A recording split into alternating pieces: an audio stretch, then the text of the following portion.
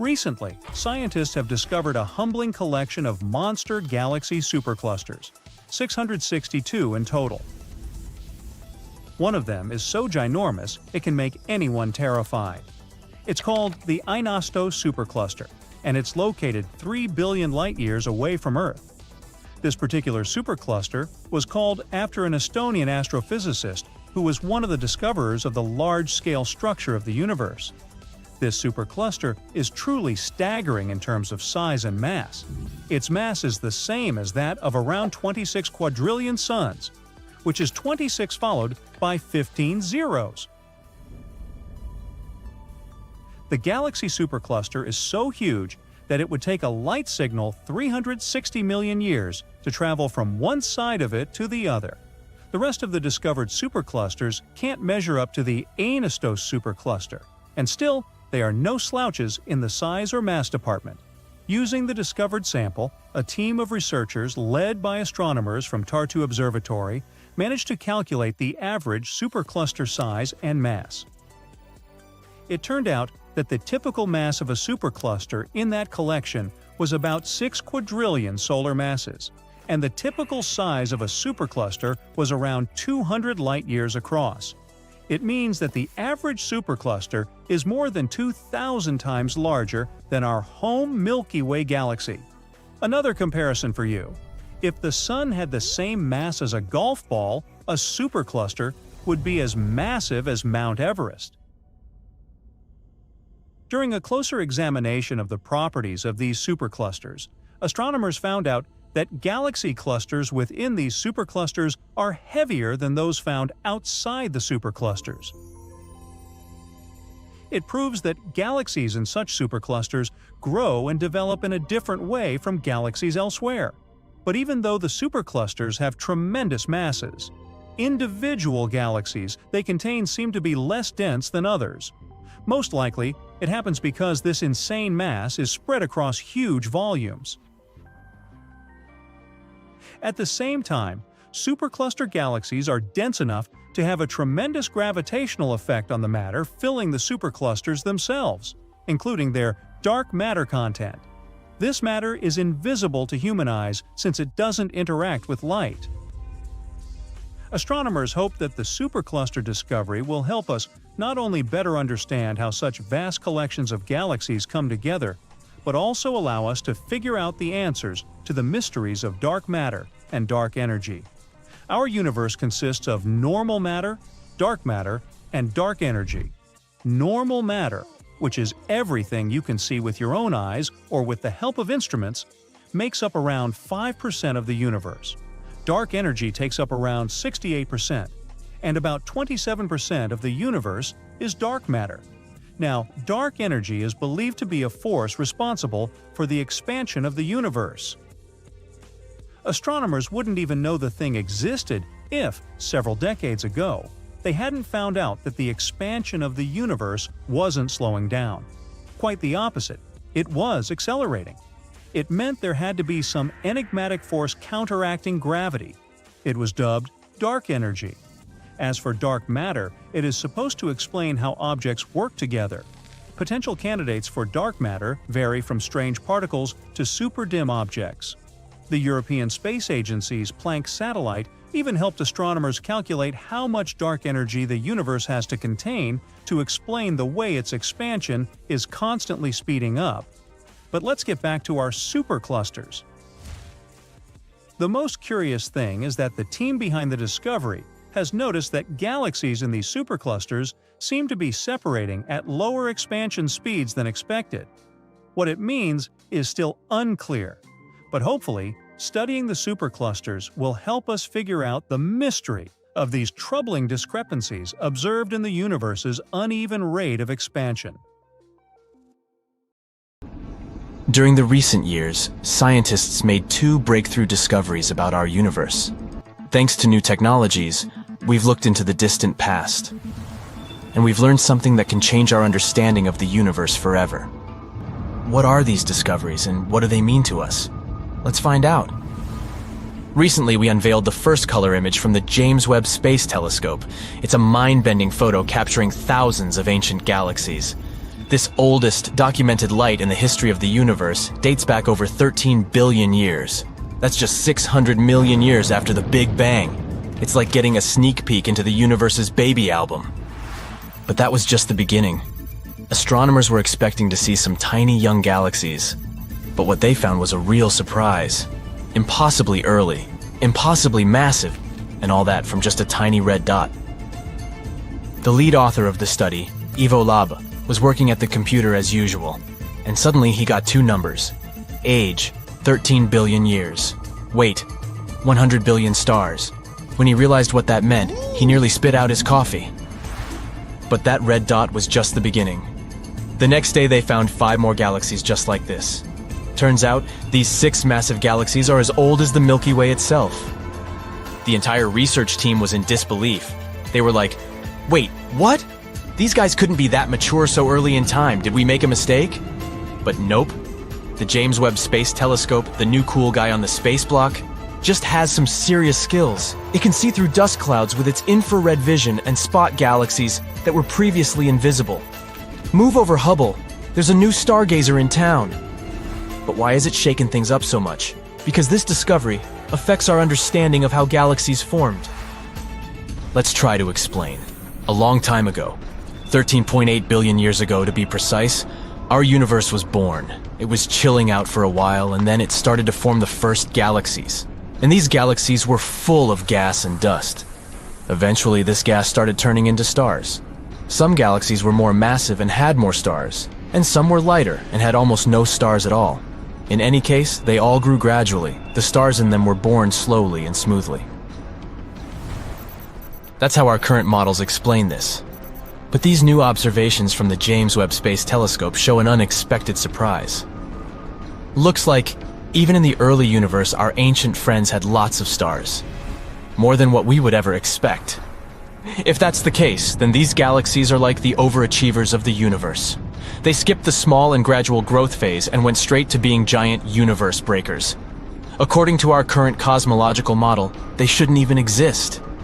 But they do, so it looks like after the Big Bang, the stars were forming much faster than we thought, which is pretty weird. This could mean that there's something missing in our understanding of the galaxy formation. As you can see, these universe breakers are really living up to their name, causing a potential total consensus among scientists. The universe was like, "Hey, I'm about to flip cosmology models upside down." But let's not jump to conclusions. There are many theories that could explain these mind-boggling discoveries without breaking the standard model. For example, maybe the light we're seeing isn't coming from stars at all, but from the swirling disks of doom around supermassive black holes. These colossal cosmic beasts can gobble up matter and spit out a dazzling light show. And James Webb Telescope's keen eye is picking up on these enigmatic accretion disks like never before. Or maybe these galaxies could be playing hide-and-seek with us. Maybe there's more to the story that we haven't seen yet. After all, the universe is vast and mysterious, and we've only just begun to scratch the surface. And whoa, we really need to slow down here. Before we even try to explain all this stuff, we need to confirm whether these ancient galaxies really are that old. Although even if they're actually just supermassive black holes, it still shows an astounding change. We'll have to wait about a year to find out. One thing's for sure, the James Webb Space Telescope has definitely taught us a valuable lesson. Expect the unexpected. And this is just the beginning of unexpected. Ivo Labe's team wasn't the only one who made such a huge breakthrough. There's also a team that claims that they've unlocked the secrets of the universe's past, and that's worth 2 Nobel Prizes. Move over James Webb Space Telescope, because this discovery came from an antenna that's smaller than a fridge and costs less than $5 million. Talk about space bargain hunting! The astronomers caught this signal that showed some surprises. It was coming from the earliest stars of our universe, back in the days when they were just beginning to twinkle. Say hi to our celestial ancestors again. Now, the signal was pretty weird. The temperatures were unusually low, and there was a pronounced wave that left astronomers scratching their heads. What could be causing all this?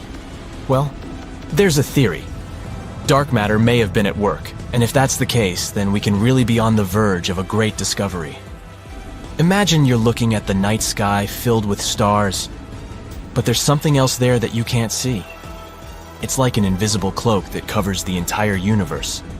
Scientists call this mysterious stuff dark matter. Dark matter is like the ghost of our world. It doesn't emit, absorb, or reflect any light. We can't see it with telescopes or our eyes. That's why we call it dark matter. But if we can't detect it in any way, how do we know it exists? Because of its gravitational pull.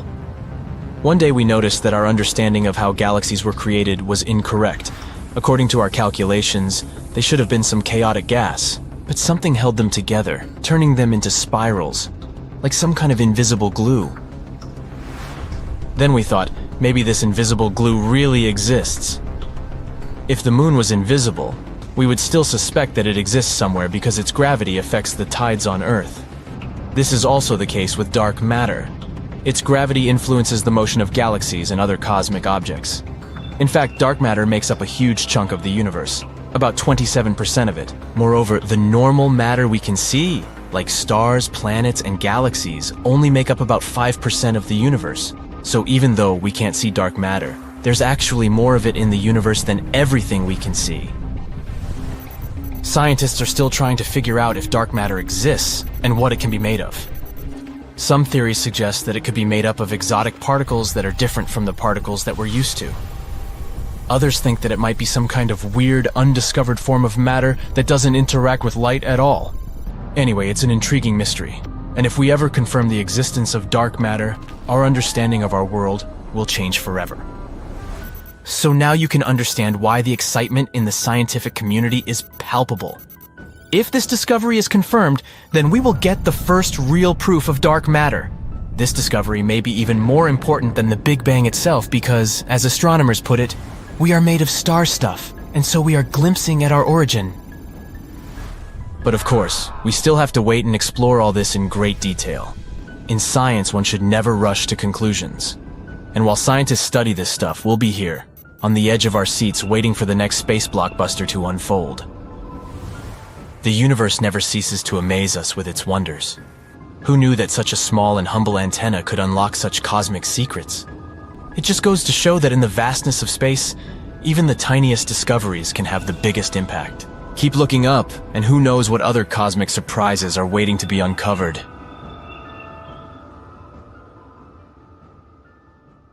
Is there a giant mega-sun in the center of our Milky Way?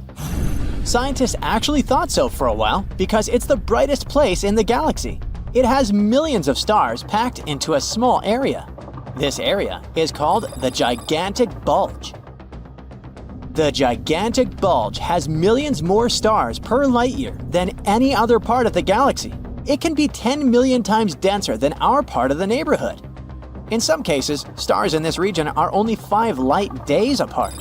That's like if there was another star in our solar system a bit further away than Pluto on a space scale. But why is this place so dense?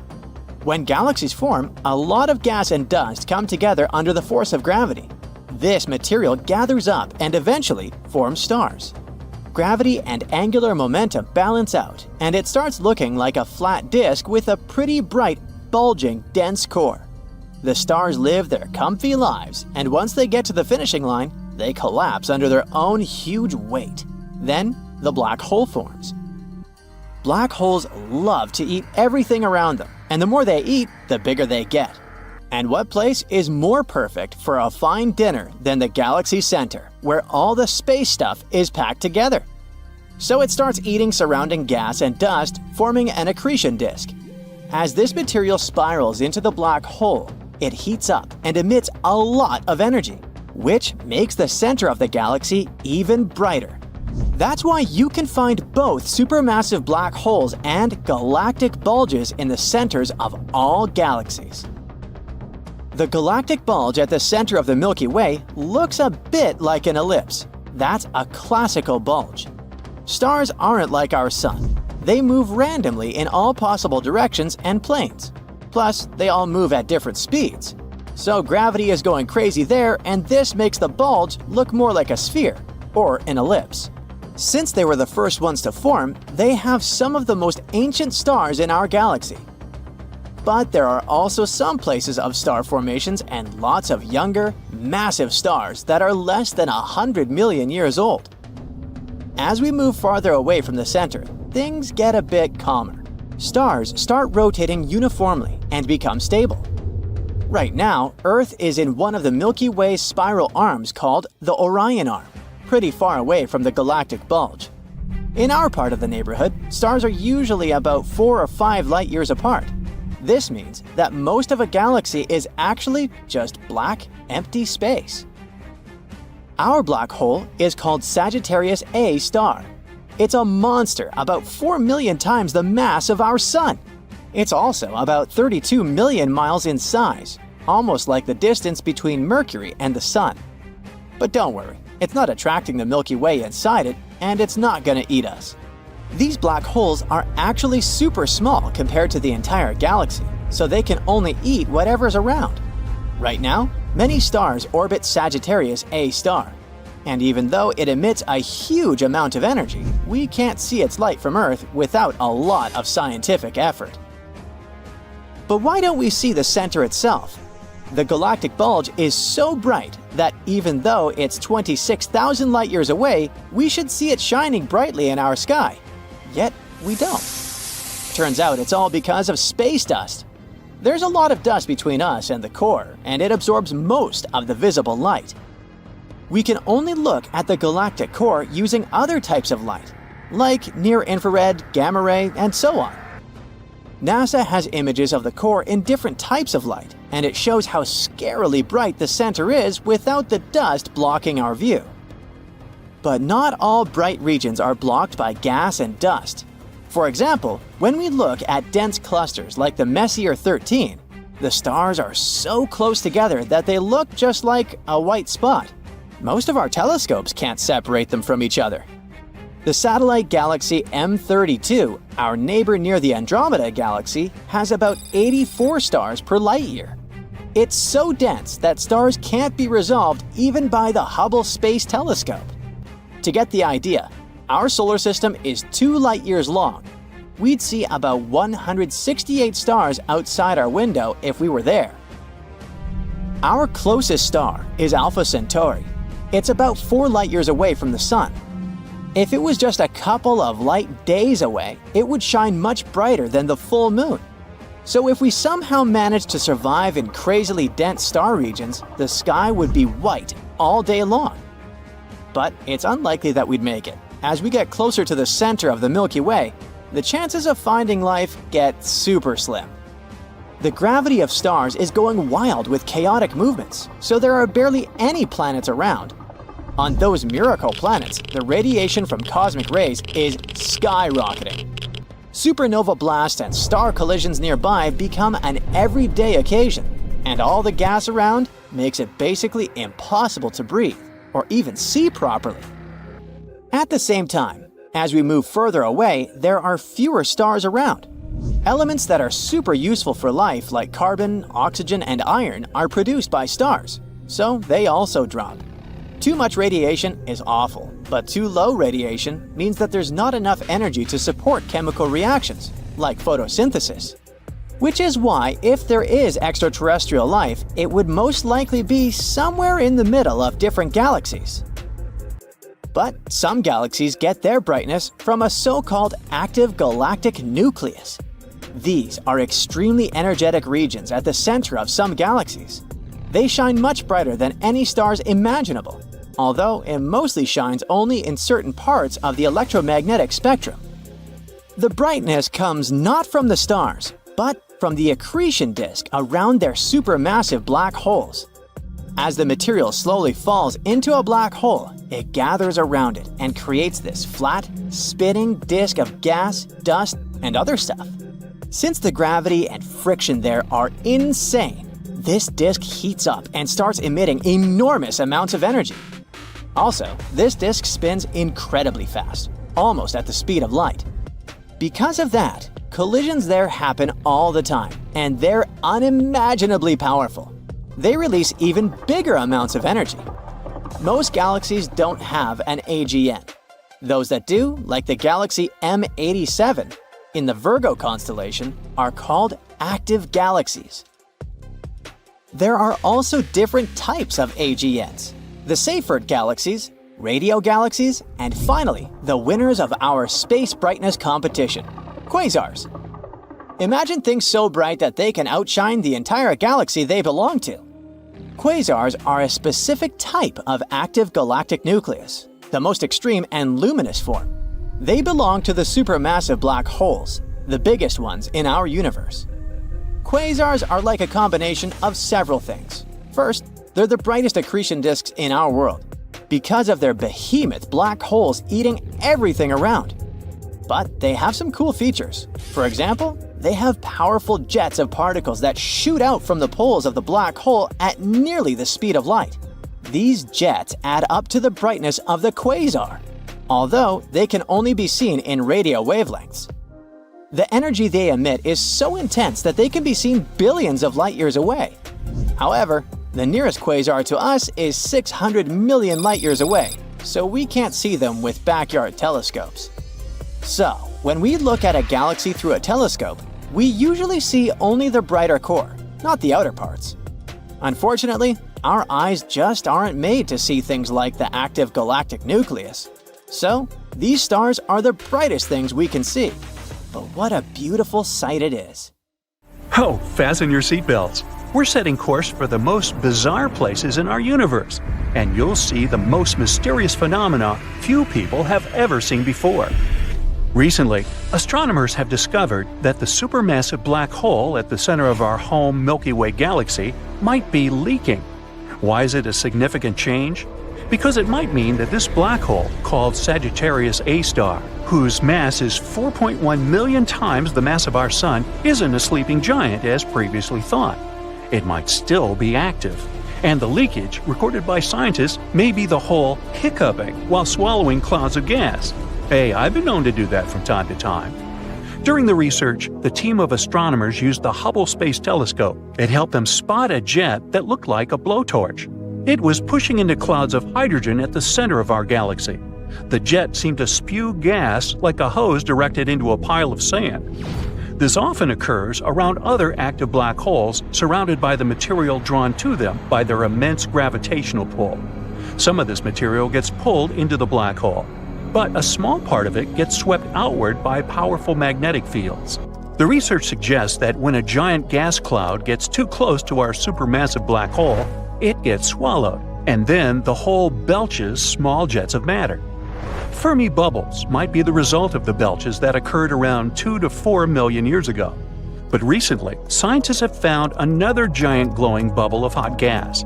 It aligned with the jet stretching for 35 light-years or more from the supermassive black hole. Astronomers suspect that the jet could have plowed into this bubble of gas and inflated it. Now, let's visit some other breathtaking places in our universe. But be careful, some of them are extremely dangerous. Like this rotating neutron star called the Black Widow pulsar. Just like its spider namesake, it's munching on its partner, a lightweight brown dwarf star. The more material this pulsar consumes, the more slowly it spins. The energy the neutron star is losing in the process causes the companion star to dwindle. If it does exist, nuclear pasta is the strongest material in the entire universe. Formed from the leftovers of extinguished stars, this substance gets squeezed into spaghetti-like tangles of material. It can break, but only if you apply 10 billion times the pressure needed to shatter steel. How about visiting a planet where it rains glass? Nah, I'd rather not. You see, this bright blue exoplanet looks peaceful and slightly familiar. Don't you think it slightly resembles Earth? But this pretty appearance hides the planet's terrifying nature. The winds blow at 5,400 miles per hour on its surface. That's 7 times the speed of sound. But that's not the worst. It rains glass sideways in this scorching hot alien world. Solar tsunamis are a solar phenomenon dubbed Terminator events. These tsunamis take place at the Sun's equator. Disastrous magnetic field collisions seem to cause ginormous twin tsunamis of plasma. These tsunamis tear across the star's surface, moving at a speed of 1,000 feet per second. They can last for weeks at a time and happen every decade or so. Now look at this space body. Its nickname is Electric Hyperion. This Saturn's moon is one of the most bizarre-looking moons in the solar system, but its appearance isn't the strangest thing about it. This pumice stone-like rock, pockmarked with countless craters, is also charged with static electricity, and it's flowing out into space. Look at this, a rogue planet with auroras.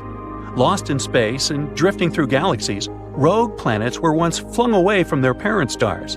But one of them, 200 light-years away from Earth, is different from the rest. It's a planet-sized object with a magnetic field 200 times stronger than that of Jupiter. This field is so powerful that it generates flashing auroras in the planet's atmosphere. Be sure to stay away from black holes. Do I really need to warn you? Yep, they're some of the most perilous objects in the universe. But how about mini black holes? Unlike their massive siblings, hypothetical mini black holes could be really tiny, not bigger than an atom. Even so, just one minuscule thing would have the mass of 1,000 sedans. One theory claims that tons of micro black holes could have been created right after the Big Bang and the beginning of the universe. Some scientists even go as far as to say that a couple of mini black holes pass through our planet every day. Ooh, I'll bet you like our next stop, a burning ice planet.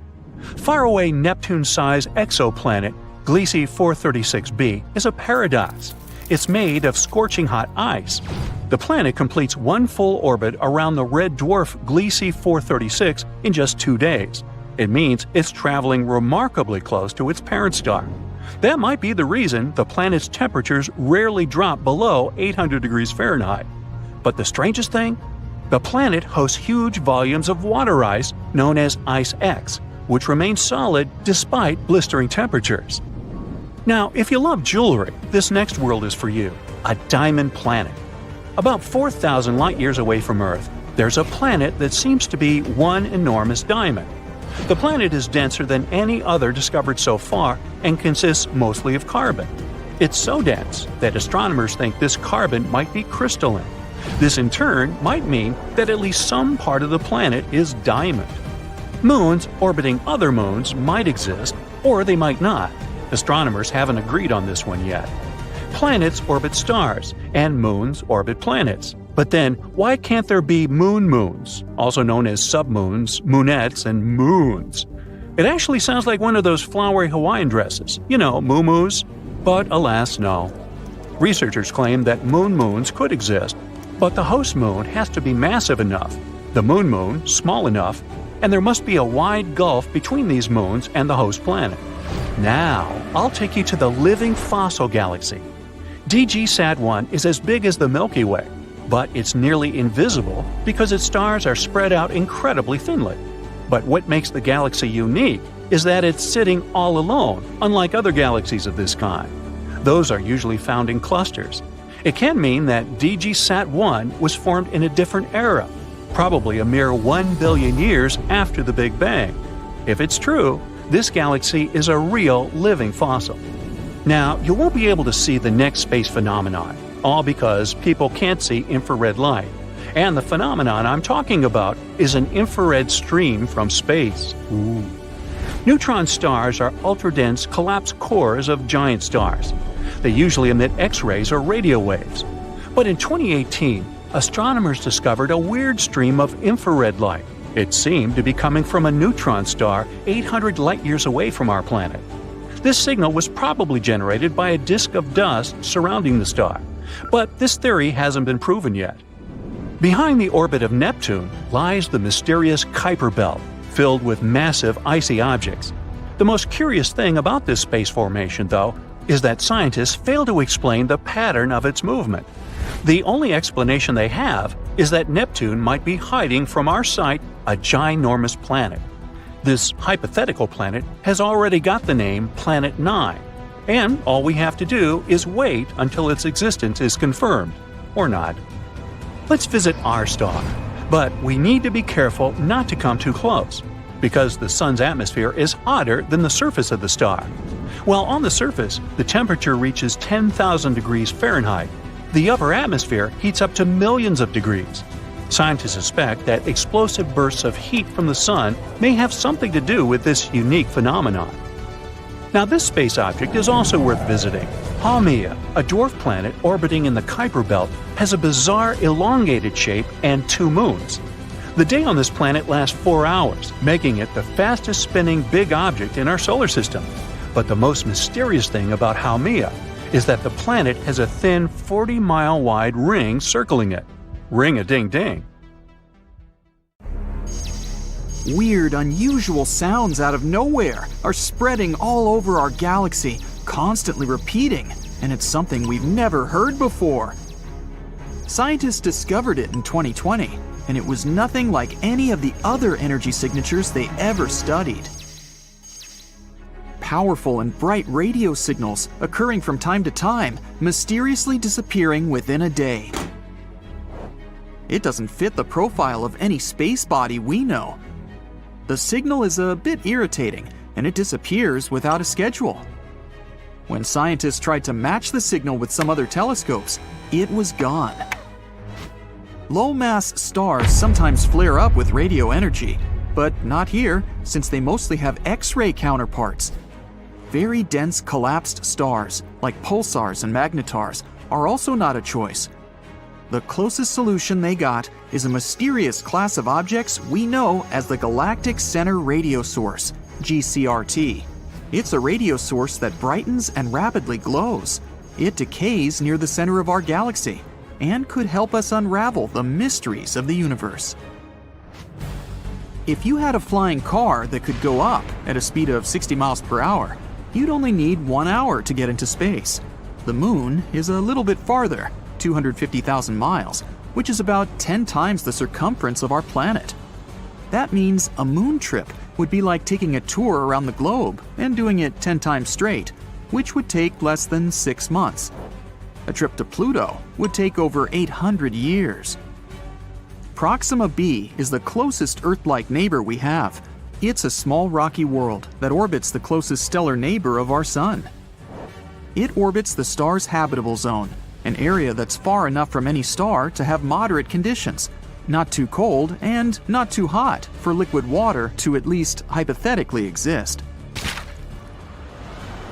If you tried to travel to Proxima b at a speed of 25,000 miles per hour, which is the speed of the Apollo moon rockets, it would take you over 112,000 years to get there. You might not be able to breathe there. No one knows if Proxima b has an atmosphere. Humans explore the universe all the time, but we can only see around 5% of the matter up there. And Albert Einstein was the first one that realized the empty space is not really nothing. The rest we can't see is actually made up of invisible matter, also known as dark matter. It's about 27%, combined with something called dark energy, which is 68%.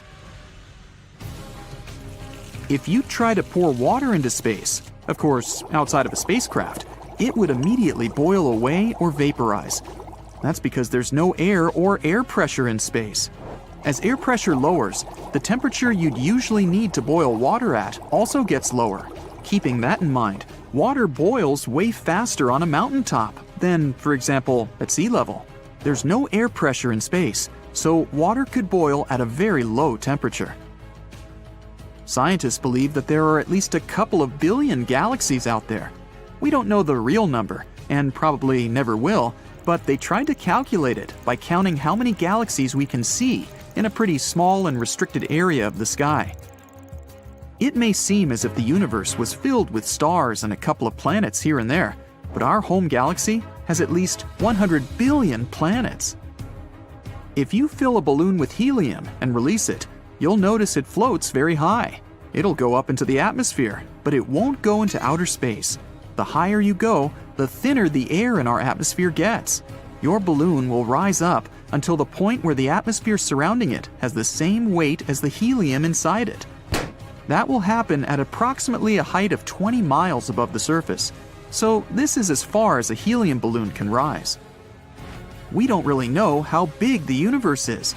We can't see its edges, nor do we know if it even has an edge. We use technology to see out to a distance of around 14 billion light-years from our planet. This means we can see around 28 billion light-years in diameter across, starting with the outermost layer of our atmosphere that ends at around 600 miles above our planet's surface. Although the size of the universe is constantly changing and gets bigger through time. Mercury is closest to the Sun, so most people think it's the hottest planet too. Still, Venus is the hottest planet. It's the second planet away from our central star, around 30 million miles farther from the Sun compared to Mercury. Mercury doesn't have an atmosphere, which is like some sort of a warming blanket that helps maintain the heat coming from the Sun. Venus has an unexpectedly thick atmosphere, around 100 times thicker than the one we have. Its atmosphere doesn't let the heat out, it just keeps it, and constantly makes Venus hotter and hotter. Also, it mostly consists of carbon dioxide that freely lets solar energy in. But it's less transparent to lose long wavelength radiations that the warm, heated surface emits. The average temperature there is around 875 degrees Fahrenheit, which is hot enough to melt tin. The maximum temperature on its neighbor, Mercury, is 800 degrees Fahrenheit. In maybe 2 or more billion years, it will be way too hot for life to exist on our precious planet. As the hundreds of millions of years go by, our sun will keep getting hotter and brighter. Eventually, temperatures will be so high, our beautiful oceans will be wiped away. Since they produce 70% of the oxygen we need to survive, there will be no life without them. All of this means that our planet will simply become a vast desert, something like Mars is today. Pluto, a very distant used-to-be planet, now dwarf planet, is actually smaller in diameter than the entire US. The biggest distance there, from Maine to Northern California, is approximately 2,900 miles, while Pluto is only 1,473 miles across. Pluto is very far, but the edge of our solar system is 1,000 times farther away than this dwarf planet. But astronomers found many space objects orbiting our sun way farther than Pluto, such as Kuiper Belt objects and trans-Neptunian objects. There's also an Oort comet cloud that goes half a light year from Pluto, also 1,000 times farther. A neutron star is really heavy. Just a teaspoon filled with it would weigh 6 billion tons. Neutron stars are something that remain from huge stars that have run out of fuel. The fading star explodes, and its core falls apart, but due to gravity, it forms an extremely dense neutron star. These stars typically have a mass of up to 3 suns, but the radius there is around 6 miles, because this is one of the densest things in our universe, at least that we know about. The universe has a color, and it averages to be some kind of beige, or as they call it, cosmic latte. It also has its own smell that reminds you of seared steak or hot metal. At least, that's something astronauts floating in space have said. If you want to build a spacesuit, get ready to work really hard. It takes 5,000 hours to make it and will cost you $1 million. A really good one will have 11 layers of material and weighs about 110 pounds, and it needs to be comfortable. You'll need more space in there because you grow up to 2 inches when in space. When you're floating around in space, Earth's gravity doesn't have any impact on you. That's why the vertebrae in your spine might expand and relax a little bit, which means you'll be maybe 3% taller. For 6 feet, it's about 2 extra inches. Oh, don't worry, it's not permanent. As soon as you go down to Earth, you'll shrink back down to your normal size within a couple of months. Space isn't the best option if you want to have a conversation with your friend, because up there, sound doesn't travel at all. Molecules there are so far apart that sound vibrations can't reach them, which automatically means they can't vibrate, so we can't hear them. Movies are not accurate with this. No one could hear you screaming in space, too. We kind of live inside our sun. The sun is not just that big hot ball of light located 93 million miles away from us. Its outer atmosphere is way bigger. It extends far beyond the surface we can see. Our planet's orbit goes through its tenuous atmosphere. The evidence is when gusts of the solar wind generate the southern and northern lights. That means, in some way, we live inside the sun. Not just us, other planets too, including distant Neptune. The heliosphere, which is what we call the outer solar atmosphere, extends to about 10 billion miles. A vast galactic mystery has recently baffled astronomers. They've noticed that all but one of Andromeda's 37 satellite galaxies point toward the Milky Way. It's so extraordinary that it challenges current cosmology and might provide the answer to the dark matter question. So it happened like this. One day, scientists looked at those other satellite galaxies that go around Andromeda and spotted a really weird alignment. Now, we should keep in mind that Andromeda is kind of like our Milky Way's neighbor. It's huge, about twice as wide as the Milky Way, stretching 200,000 light-years across. It also has way more stars, around 1 trillion, compared to our galaxy's mere 250 to 400 billion. Just like our galaxy, it has a bunch of tiny galaxies called dwarf galaxies spinning around it. There are 37 of them. The strange thing is, almost all of those little galaxies are on the same side of Andromeda. And it's getting even creepier, because it's the side that faces the Milky Way. Only one galaxy is hanging out on the other side. Imagine tossing a bunch of marbles around a tree with nearly every single marble landing on just one side. That's weird, isn't it? Scientists say that this discovery doesn't match what they expected at all. Their usual space models show that stuff like this should be spread out more evenly. But this isn't even close to even. It's so lopsided that they can't really explain it yet.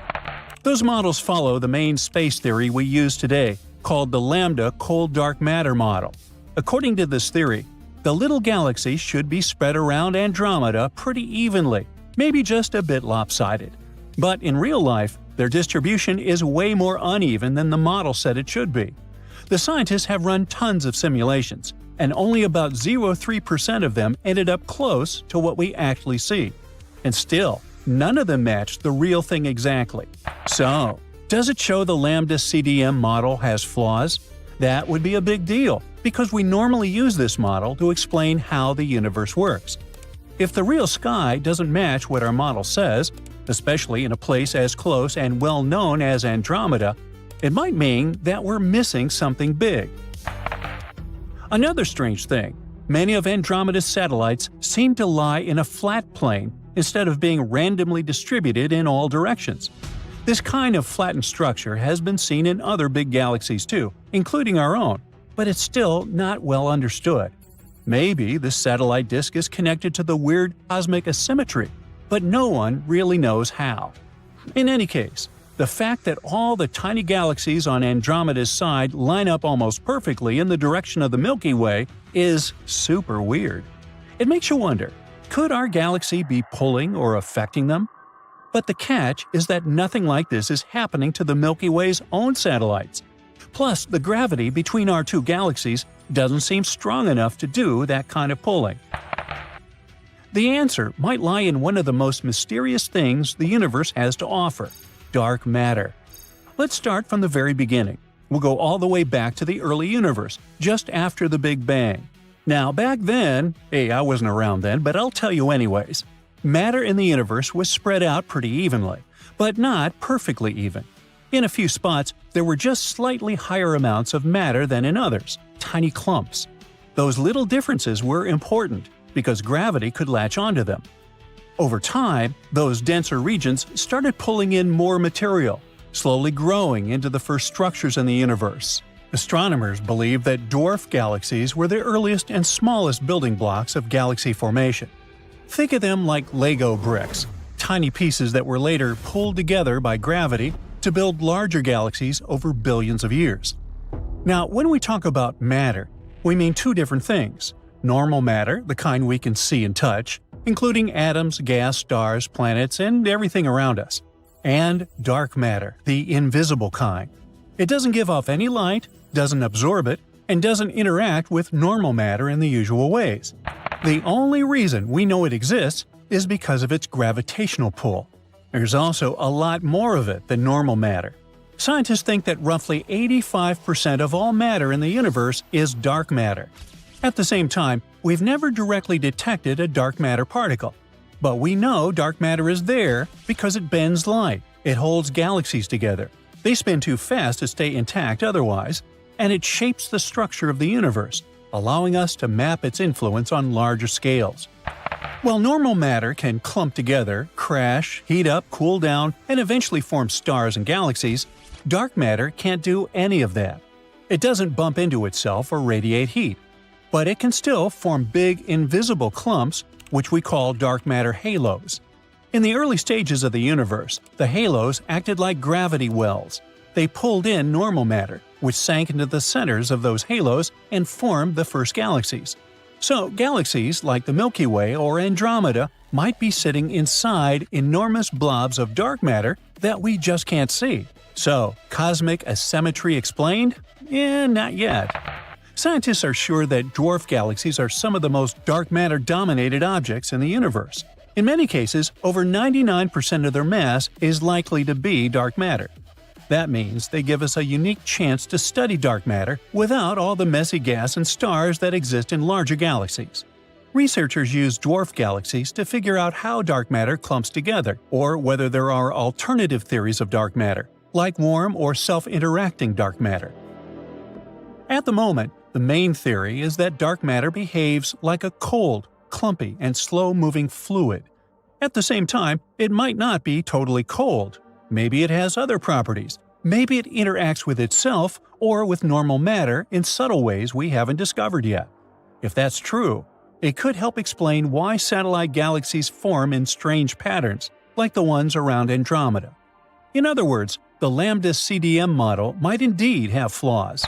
According to it, thousands of dwarf galaxies should be orbiting around larger galaxies like the Milky Way and Andromeda. But we only see a few dozen. This is known as the missing satellites problem. There are other puzzles too. For example, Lambda CDM predicts that dark matter halos should be the densest at the center, but many dwarf galaxies seem to have cores of their own. Plus, dwarf satellites around galaxies like Andromeda and the Milky Way seem to lie in thin, co-rotating planes, and it's something extremely rare in Lambda CDM simulations.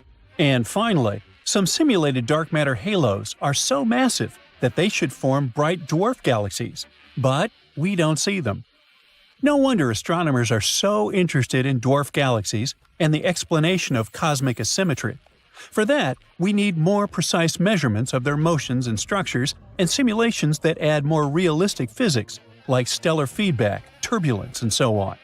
Plus, we gotta search for new dwarf galaxies in the local group and beyond, using better telescopes and deeper surveys.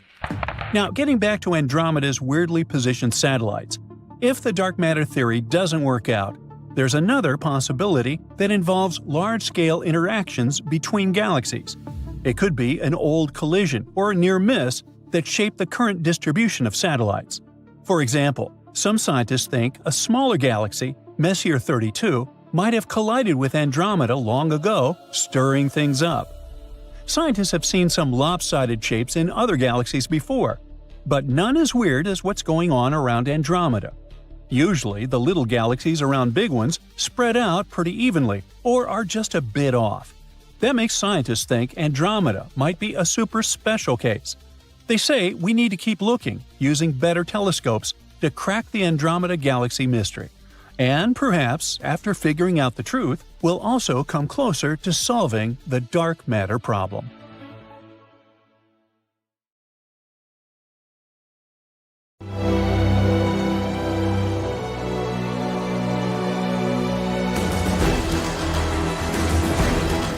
Dozens of spacecraft and hundreds of probes take off from Earth and head for our planet's twin sister, Venus. It's about the same size as the Earth and has around 80% of our planet's mass. The temperatures here are too high for humans, and it doesn't have the air we're used to breathing. But we went there because scientists recently found traces of phosphine gas, which suggests that life might be there. Phosphine comes from various microbes and bacteria, so humanity goes on this journey to discover this life. With our technology, a flight to Venus would take 3.5 to 6.5 months, but we finally made it. Spaceships are landing on the planet, and when the first humans come to the surface, they see heat-scorched deserts, lava lakes, and geysers of poisonous acid. And that's it. Scientists miscalculated the radio telescope data. Phosphine never existed on Venus. So we're going back to the rockets, and we're getting ready for a longer trip across our galaxy. The scientists believe that there's at least 36 civilizations in the Milky Way that are similar to ours. They could be living organisms completely different from us. They may have different bodies, different eyes. They may walk and talk in a very different way than we do. But an advanced civilization has several criteria: technological progress and the use of developed communication between individuals. So, these civilizations must explore space, build cities, and be able to communicate with each other as independent species. Let's look at our galaxy and find these civilized worlds. So, the Milky Way is a spiral of 100,000 light years from side to side. If a star is born at one end of it in a super powerful blast, the light from that event won't even reach the other end until 100,000 years later. There's about 100 billion stars, and near each of them, there may be worlds similar to our solar system. Let's try to find these habitable worlds using giant sieves. First, we look for stars that have a lot of iron. Such stars burn at the perfect temperature for the development of life. And the iron in the star system will help form the cores of planets that will be home to another civilization. We sift the Milky Way through our sieve. We see that there are too many stars that fit the description, so we need another filter. Now let's find stars that look like the Sun in this pile. The star must be about 100 times larger than the Earth and 333,000 times heavier. An important criterion is the age of the star. When a star gets old, it begins to expand and turns into a red giant. At this time, it can absorb the planets around it. The life of such a star can end with a huge blast that destroys everything around it. So the star we're looking for must be relatively young. Let's use our sieve again. There's fewer stars, but still that's a lot. Now let's focus on the planets. They should be in the habitable zone of the star. Not too close to a star because then the temperature would be too high for life to be born. And not too far away. Then the planet would just be an ice block with nothing living on it. The temperature of the planet must allow the water to remain liquid. Another filter is the age of the candidate planet. It takes time for an advanced civilization to develop. Based on the experience of Earth, scientists believe that it takes at least 4.5 billion years for any life form to evolve to the human level. So we're looking for planets similar to Earth or older. We use our sieve one last time, and voila! We have 36 worlds where an advanced civilization is possible. Scientists conducted this study and published it in April 2020, based on these very criteria. All that's left is to discover these civilizations and make the first contact. We can detect such a civilization by using radio waves that come from it. Suppose there's a planet A, with primitive living organisms on it. Millions of years of evolution, and they'll become a civilization with advanced technology. Radio waves will be the way they communicate. Then the whole planet will emit radio waves like a star emits light. And here on Earth, we'll be able to pick up this signal with antennas pointed into space. But there's a problem with the distance between the planets. For example, planet A is 1,000 light years away from the Earth. When planet A starts emitting radio waves, these signals won't reach us until 10 centuries later. We learned to emit and receive radio waves in 1895. And if the civilization on planet A emitted a radio signal at the same time, we won't be able to pick up that signal until 2895. It'll be the same on planet A. We sent a message in the form of a radio signal into space in 1974. In this signal, we encoded our number system, human DNA, and information about our solar system. If there's an advanced civilization on planet A, they'll be able to receive this signal only in 2974. And we'd have to wait another millennium to get a response from them. Another problem with radio waves is that they don't look like a constant glow on the planet, but like a flare. Radio waves are only used at a certain stage of civilization. At first, it's the primary method of communication, but then we begin to use cell phones, cable TV, and fiber optics. And as technology advances further, our radio wave light begins to fade out. So we only have about 100 years of active radio use by civilization to find it. One day we caught a strange radio signal of an unknown origin. Its characteristics suggested that the signal was created artificially, perhaps by an outer space civilization or a passing starship. Further searches for this signal given no results, and this gave rise to many theories and arguments as to what it really was. It could have been a signal from Earth that reflected off a satellite flying through the sky, or it could have been the traces of a comet a few light years away. But let's assume it was a civilization from outer space, one of those 36 that probably exist. Now we need to make contact with them. So we throw our luggage into a rocket and head out in the direction of our suspected planet. Our rockets can fly at 17,600 miles per hour. That means a rocket could cross the entire United States in just 8 minutes. But even if an advanced civilization lived near our closest star, Proxima Centauri, it would take us about 73,000 years to get there.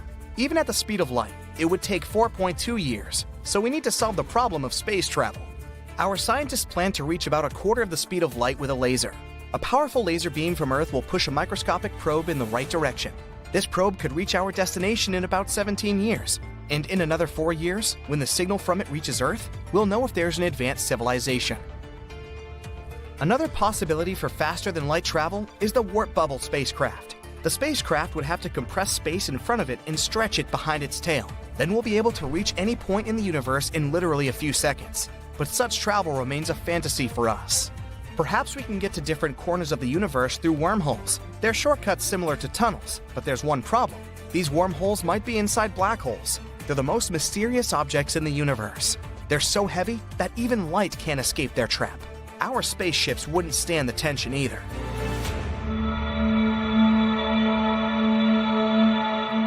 There's also a theory that Earth is unique because it was born under completely accidental circumstances. 4.5 billion years ago, our planet was a block of lava that began to cool and solidify, but its tranquility was broken by an asteroid the size of an entire planet flying by. The collision occurred at such an angle that the Earth was not completely destroyed, but part of the asteroid remained in our orbit. A heavy rock near our planet stabilized Earth's rotation, and the gravitational interaction with the giant debris caused our core to heat up. In addition, the asteroid brought a lot of water to Earth. Such a collision is extremely unlikely. It's like winning the lottery, many times in a row. But so far, we have no reason to believe life in outer space exists. Just as we have no reason to believe that there's no advanced civilizations in the universe, except for ours. So you're driving down the highway, and an 18-wheel tractor-trailer is coming up fast behind. You've got to change lanes. You look in the mirror. Is there enough space? And you notice the words on the mirror. Objects in the mirror are closer than they appear. No kidding! Well, it's the same with the Milky Way galaxy. There's another galaxy headed this way, and like the tractor-trailer, it's closer than it looks.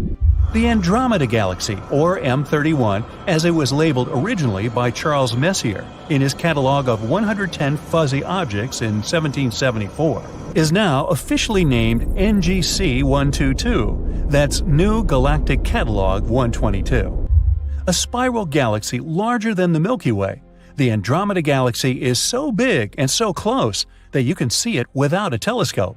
In fact, it appears with the unaided eye half as wide as the Moon. It's estimated that the Andromeda Galaxy contains 1 trillion stars, compared with the Milky Way's estimated 300 to 400 billion measly stars. To see the Andromeda Galaxy, you must allow your eyes to become dark adapted. This might take about 10 minutes while your pupils dilate to take in as much light as possible. M31 is best seen from late summer through winter, when the great square of Pegasus the Winged Horse is overhead. Draw a line across the great square diagonally upwards from the lower corner star, then go a little further beyond the square. There it is, but you still won't be able to see how big it is unless you peek at it from the corners of your eyes. If you stare straight at it, the galaxy will tend to fade away. You must use your peripheral vision to see how big the Andromeda Galaxy appears. Peripheral vision, or averted vision, allows you to see light more sensitively at night, but without color. Sailors have used averted vision for centuries to see faint lights out on the ocean or on land. Aristotle used averted vision to observe star cluster M41 in Canis Major, as he described in his book Meteorologica. In a telescopic photograph, the Andromeda Galaxy appears 6 times wider than the Moon, because with the unaided eye, we can only see the bright center of the galaxy. A telescopic photograph shows how massive M31's spiral arms really are. And this beast of a galaxy is headed our way. We are looking at a future massive collision of galaxies of, well, galactic proportions. When that happens, humanity may need to relocate to another galaxy to inhabit. Perhaps we'll go to the Pinwheel Galaxy in the asterism of the Big Dipper. How do we know the Andromeda Galaxy is moving towards us? With a tool called a spectroscope. After the camera, the spectroscope is the most important attachment to a telescope. Oh, except for the human eye. Our eyes only see light. You don't have this big horse in your eye. You only have the light being reflected by the horse in your eyes. The same with space. We only see the light coming from there. So, if we are going to understand space, we need to understand light. And that was not an easy task for astronomers of the 19th century. The invention of the spectroscope was a big breakthrough in understanding light coming to Earth from space. With a spectroscope, astronomers can tell which direction objects in space are moving, as well as which elements are making the light. When you hear an ambulance approaching, you hear the siren getting louder and higher, and when it passes you and goes away, you hear the siren's sound get weaker and lower. The change in pitch frequency depends entirely on the motion of the source. This is called the Doppler effect, after the Austrian physicist and mathematician Christian Johann Doppler, who first explained the effect in 1842. The ambulance siren is not changing its volume. The sound waves are being compressed as it is approaching and stretched as the ambulance recedes. The spectroscope shows that light waves show the same Doppler effect as sound waves. They are compressed as the star or galaxy is approaching us and appear stretched when it is receding. Therefore, the light from an approaching galaxy will appear slightly bluer, the blue shift, a slight increase in frequency, and the light from a receding galaxy will appear slightly redder than normal, or red shift, a slight decrease in the light's frequency. In 1929, Edwin Hubble, after whom the Hubble spacecraft is named, published his spectroscopic study of 46 galaxies, the light from all but one of which was redshifted, moving away. Hubble's study provided the first evidence that the universe was expanding. The farther away a galaxy was from the Milky Way, the faster it was moving away. This was also the first evidence that the universe began with a Big Bang. The one galaxy whose light was blue-shifted, moving towards the Milky Way, was M31, the Andromeda galaxy, the closest galaxy. 250,000 miles per hour seems a pretty high speed at which to have a collision. That's the speed spectroscopic measurements of the blue shift of Andromeda indicate. It's going to be a big mess when it happens. But when is it going to happen? To determine when the two galaxies will collide, we need to determine the distance between them. And for that, we need, boom, supernovas. Type 1A supernovas are what are called standard candles. Just as we know how bright a candle shines, we know how bright a Type 1A supernova shines, its absolute magnitude. A Type 1A supernova appears when a white dwarf collapses under the pressure of all the gas it has been gravitationally slurping from a companion star. Looking at the Andromeda galaxy and measuring the apparent brightness of a supernova in the galaxy, it is possible to calculate its distance away from us. Because the intensity of light dims inversely with the square of its distance away, which is called the inverse square law, by comparing the apparent brightness of a supernova in the Andromeda galaxy with its absolute brightness, well, we get an approximate distance of 2.5 million light-years. Since 1 light-year is approximately 6 trillion miles, and the Andromeda galaxy is 2.5 million light-years away, even though it is approaching at the speed of about 250,000 miles, we have about 4 billion years before the big collision. So you can wait until after lunch, maybe dinner, to start packing. As an aside, if we see the Andromeda galaxy as it was 2.5 million years ago, and it has been moving toward the Milky Way all this time, how big in the sky would it appear now? Quite as big as that tractor-trailer in your rearview mirror. But do we really have 4 billion years before the galaxies crash? There are several other factors to consider. The minor galaxies that are gravitationally linked to both the Milky Way and the Andromeda galaxy will be swallowed up by their host galaxies. Considering the lopsided mass distribution that will result, the galactic collision of the Milky Way and Andromeda will be affected. Some scientists are saying it won't be a direct hit, but more of a sideswipe. And then there's the galactic halos of each galaxy. Here's what Project Omega has found out about the halo of stars and gas surrounding the Andromeda galaxy. Using the Hubble Space Telescope, researchers were able to observe how the light from bright distant quasars were being absorbed by the mostly invisible gas around the Andromeda galaxy. Look at the results. Notice M31 in the center. If the same is true of the Milky Way, and there's no reason to think it would be different, then the halos of the two galaxies are touching now. The collision has already begun. There is also a question about what effect the dark matter clouds around each galaxy might have on an impending collision, or are having now. But enough of speculation. In 4 billion years, the Sun will have increased brightness on its way to becoming a red giant star. And humans will have already found another galaxy to inhabit. Happy traveling, dear humans! Attention! Attention! Emergency alert! This is not a drill. The Milky Way is on fire! I repeat, the Milky Way is on fire! Evacuation protocols activated. All terrestrial life forms are to be moved to the Andromeda galaxy immediately. I repeat! Wait, a fire in our home galaxy? It all comes down to the incredibly hot gas surrounding the Milky Way. This isn't just intensely hot, it's also existed for billions of years. But what's heating this gas and keeping it that way? The Milky Way holds far more gas than stars, and this gas is crucial for forming new stars. Over billions of years, this massive reservoir has allowed the galaxy to keep producing stars. But this gas is incredibly thin and spread out, which makes it next to impossible to observe it directly.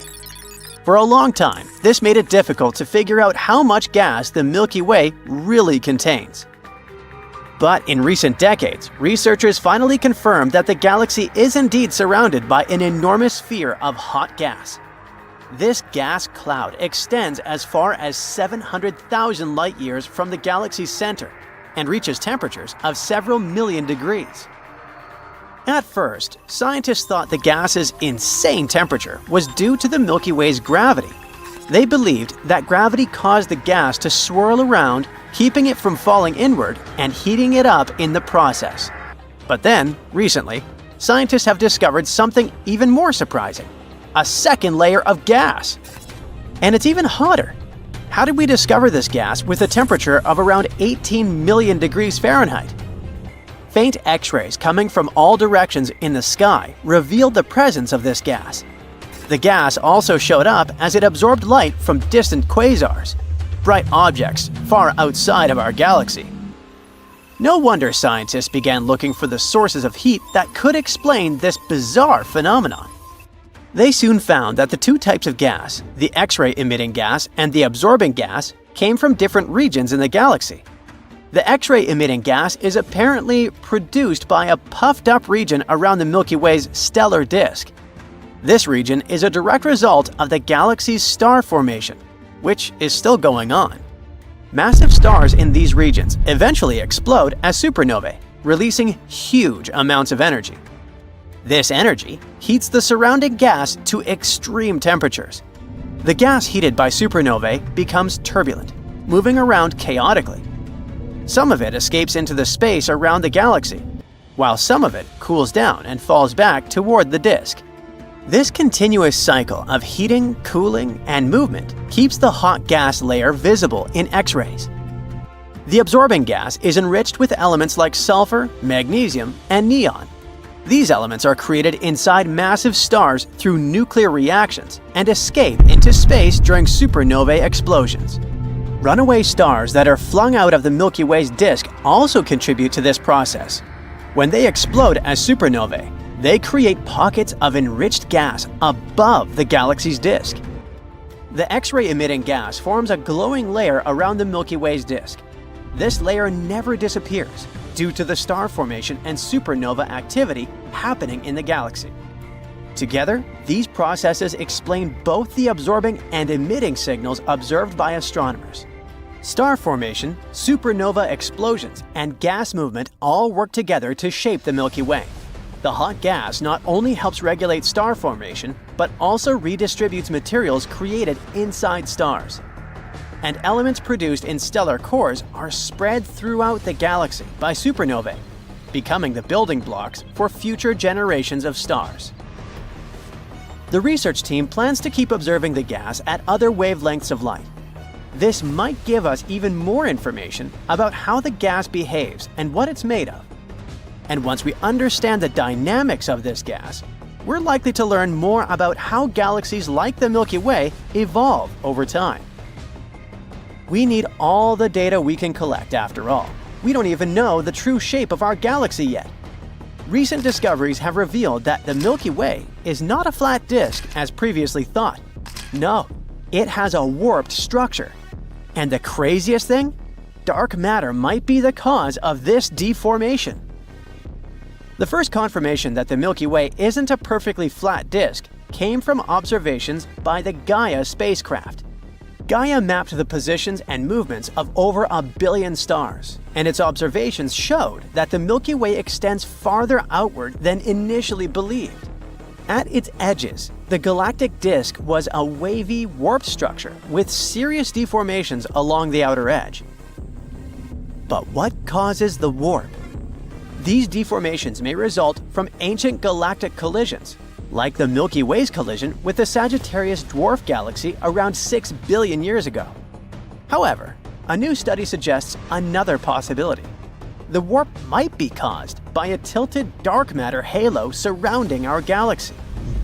Dark matter halos are invisible, yet massive structures surrounding most galaxies, including the Milky Way.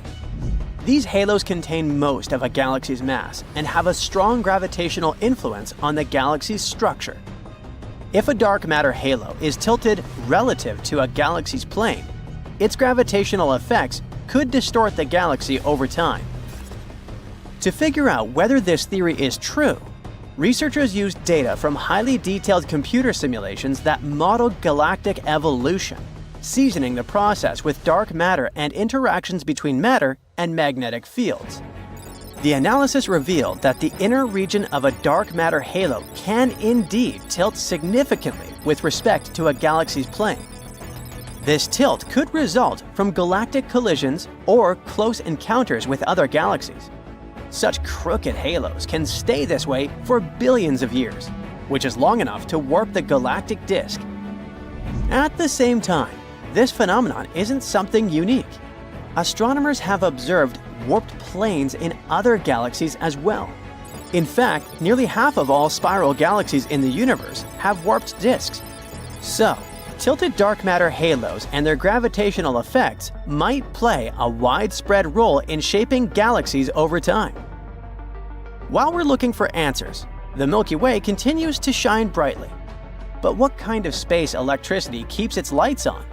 What fuels the process of star formation? After all, roughly one sun-sized star is born each year in the galaxy, and it needs a lot of fuel. Star formation requires hydrogen, the most abundant element in the universe. But it would still have been depleted long ago, unless there were a replenishing source. The source might be fast-moving hydrogen clouds raining down into the galaxy's disk. The hydrogen fueling the Milky Way is ionized, making it challenging to detect. Unlike atomic hydrogen, which emits light, ionized hydrogen does not. Instead, it absorbs light, which means it can only be observed when it passes in front of a bright background source. Before, astronomers used quasars, extremely bright distant space objects, as backlighting to detect these gas clouds. Unfortunately, in this case, it was impossible to determine how far away the clouds were. They could have been located anywhere between the Milky Way and the quasars billions of light years away.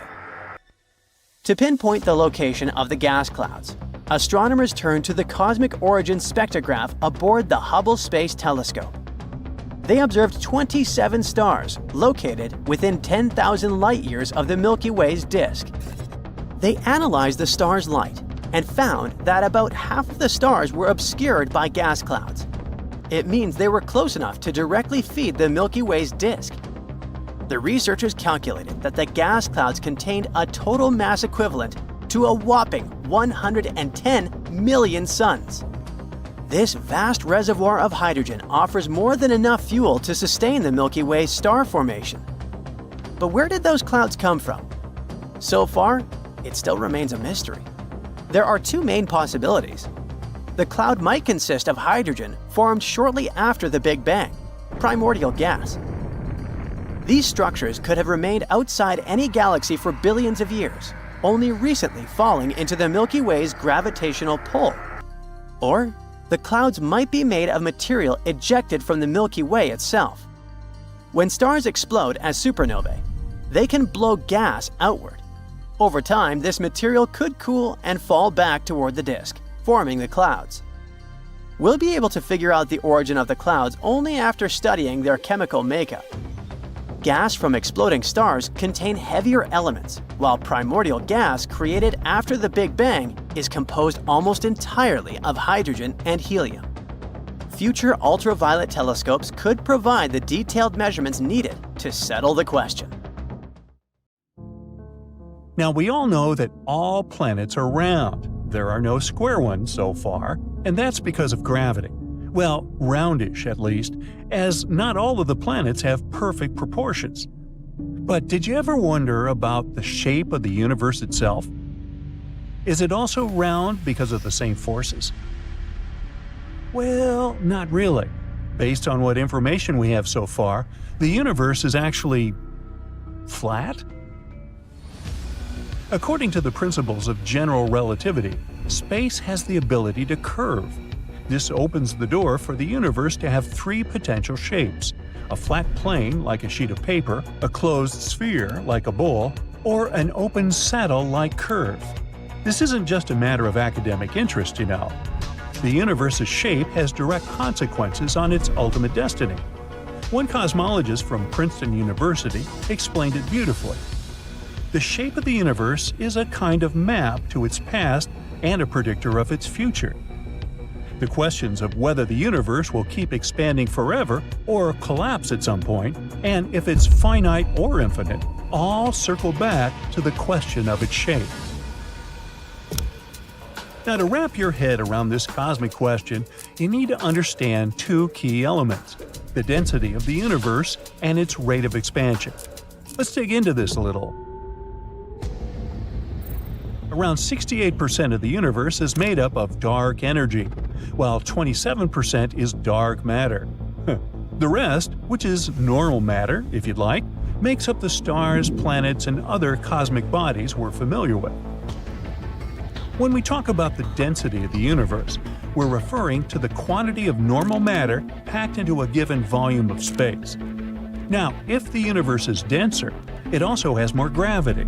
In this case, the gravitational pull can overcome the force of expansion, so the universe curls up into a sphere.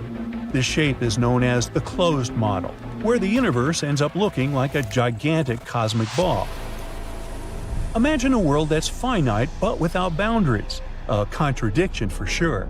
In this model, an adventurous explorer could travel forever through space, never bumping into a wall or falling over an edge. Alternatively, if the density of the universe is low and not enough to halt the expansion, then space distorts in the opposite direction. This results in an open universe with negative curvature that resembles a saddle, like on a horse. Despite these two potential scenarios, most scientists agree that the density of the universe is just right, which means it expands proportionally without curving. But what does it mean if the universe is flat? It doesn't mean we're living in an infinite sheet of paper. To understand it, consider these analogies. Imagine you're in a square room, walk 10 steps to the next corner, make a 90-degree turn, walk another 10 steps, and repeat this process twice more. You end up back at your starting point, completing a square. Add another dimension to this geometry, since we're not 2D creatures, and whoopee, you have a flat universe. This analogy wouldn't hold up in a curved space. If you have a terrestrial globe at home, you might find it easier to understand this next experiment. Start by placing your finger at the Earth's equator, then trace a line to the North Pole, make a 90-degree turn, and return to the equator. Make one more 90-degree turn and walk back to your starting point.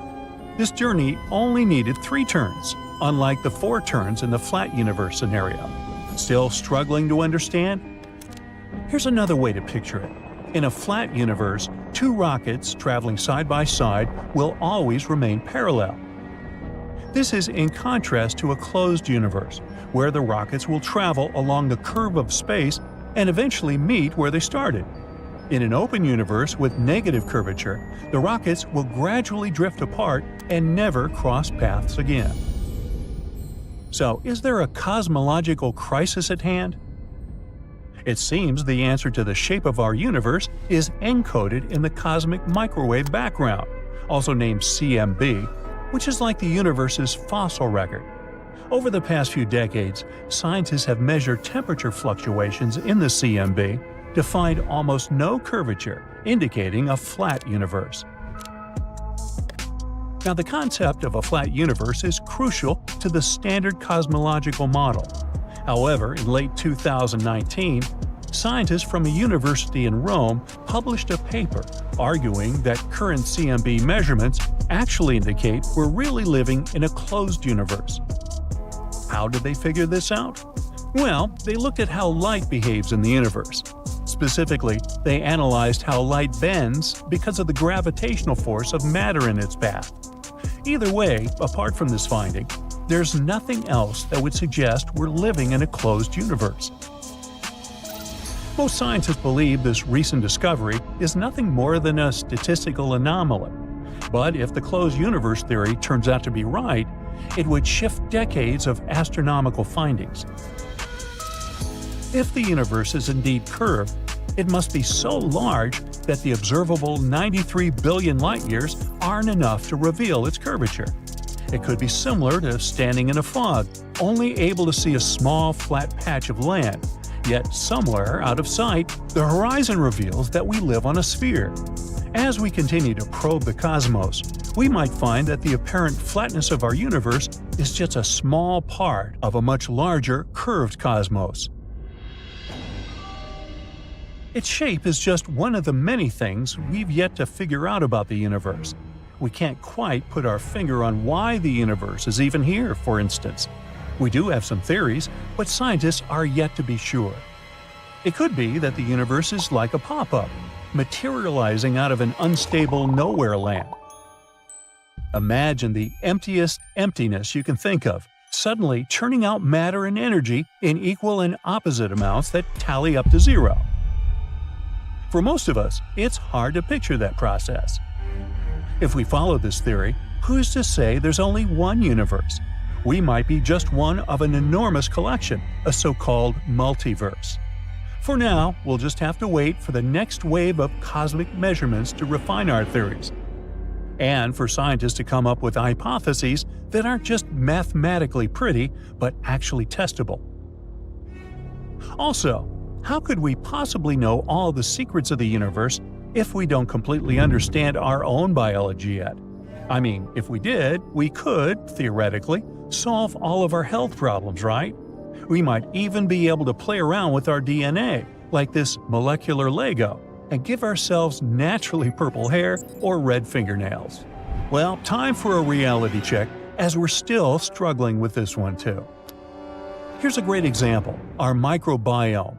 Our bodies, home to 10 trillion human cells, are also an active city for 100 trillion microbial cells. That's a couple of pounds of bacteria and other microbes, which we absolutely can't do without. They've set up shop in our bellies, lungs, noses, and every other hidden nook and cranny. We're like luxurious cruise ships for these tiny microbial tourists, and we still don't fully understand the implications of this symbiotic relationship. There are still a lot of things we don't know about planet Earth either. We've only ever dipped our toes into Earth's crust, never venturing more than a few miles deep. Everything else is our best guess, from remote sensing and smart physics. Believe it or not, it took us an embarrassingly long time to accept that the Earth's crust is constantly shifting, like Jenga pieces. We only warmed up to plate tectonics in the mid-20th century. We're also still trying to figure out precisely how the planet's inner engine works, and how the swirling, conducting materials in the outer core create our protective magnetic field. Plus, with 4.5 billion years of geological chaos, we're sometimes better off studying meteorites or the surfaces of other celestial bodies for clues about our planet's history. Even our faithful companion, the Moon, is a bit of a mystery. Was it born from a colossal collision or some other event? We're still not sure. But hey, the fact that we still have a lot to learn is what makes life interesting, isn't it? That, and the thrill of actually finding an empty parking spot in San Francisco, or maybe even your city. Empty space is not really empty. At least, that's what quantum field theory says.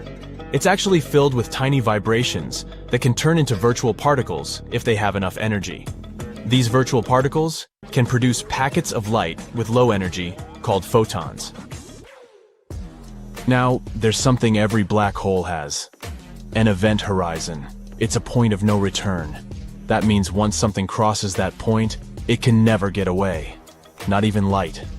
And there's an insanely strong gravitational force around the event horizon. Black holes survive by gobbling up gas and stars around them. In most cases, a black hole has a swirling disk of material that surrounds it, called an accretion disk. It glows brightly as all those things that come too close to an event horizon get heated up and torn apart before the black hole swallows them all. As material comes closer, it starts to travel and move faster and faster, going all around the black hole. This makes the accretion disk glow and, at the same time, outlines the shadow of the black hole, which is basically the very event horizon we're talking about. Black holes might even want to hide, but they do so awfully badly. According to Einstein's theory of general relativity, gravity bends and warps space and time. It means that the closer you come to this extremely powerful gravitational pull around the black hole, the more twisted space and time around it become. That's what Stephen Hawking was talking about nearly 50 years ago, and it doesn't stop there. He also suggested that if these particles find a way to escape a black hole, they steal some of its energy.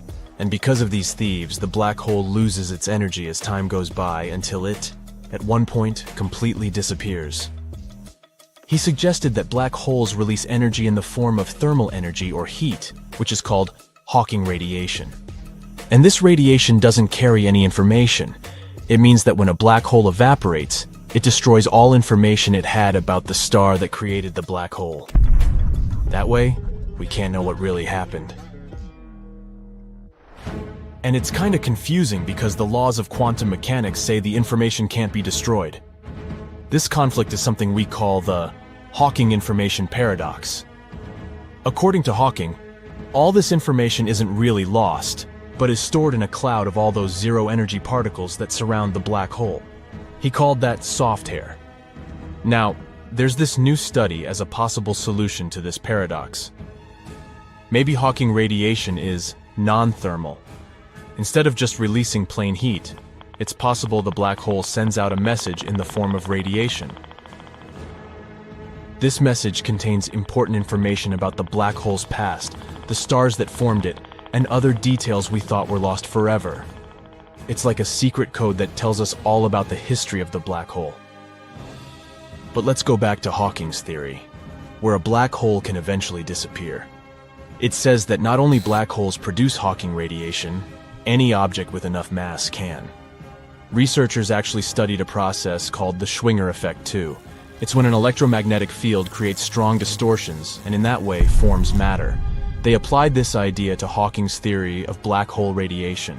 What they found is that the radiation Hawking predicted can actually be created in places with different levels of gravity, not just around black holes. Here's the key. When there are massive objects, like stars or planets, they create a curving effect on space and time. This curving is there because of their strong gravity. Even if you're far away from a black hole, there's still some massive object somewhere around that creates the curving of space, which can make you feel like you're in that twisted space. It can create radiation, similar to what happens near black holes. It means that not only black holes can slowly evaporate, other massive objects in the universe can also lose their energy in the same way. If this is true, the energy of everything in the universe will slowly be drained away in the form of light particles. That means everything and everyone, including stars, planets, black holes, and us, share the same destiny and will all eventually fade away. This sounds scary at first, but even if this theory is true, it's not going to happen anytime soon. It would take way longer than the current age of the universe for a supermassive black hole to completely disappear. So, in the way we measure time, black holes are basically eternal. And stars could last even longer since many black holes formed after some giant star collapsed upon itself. Some others belong to a group called primordial black holes. Hawking, who became famous for talking about black holes, mentioned those ones as well. And the theory says they probably formed spontaneously in the early universe, not long after the Big Bang happened.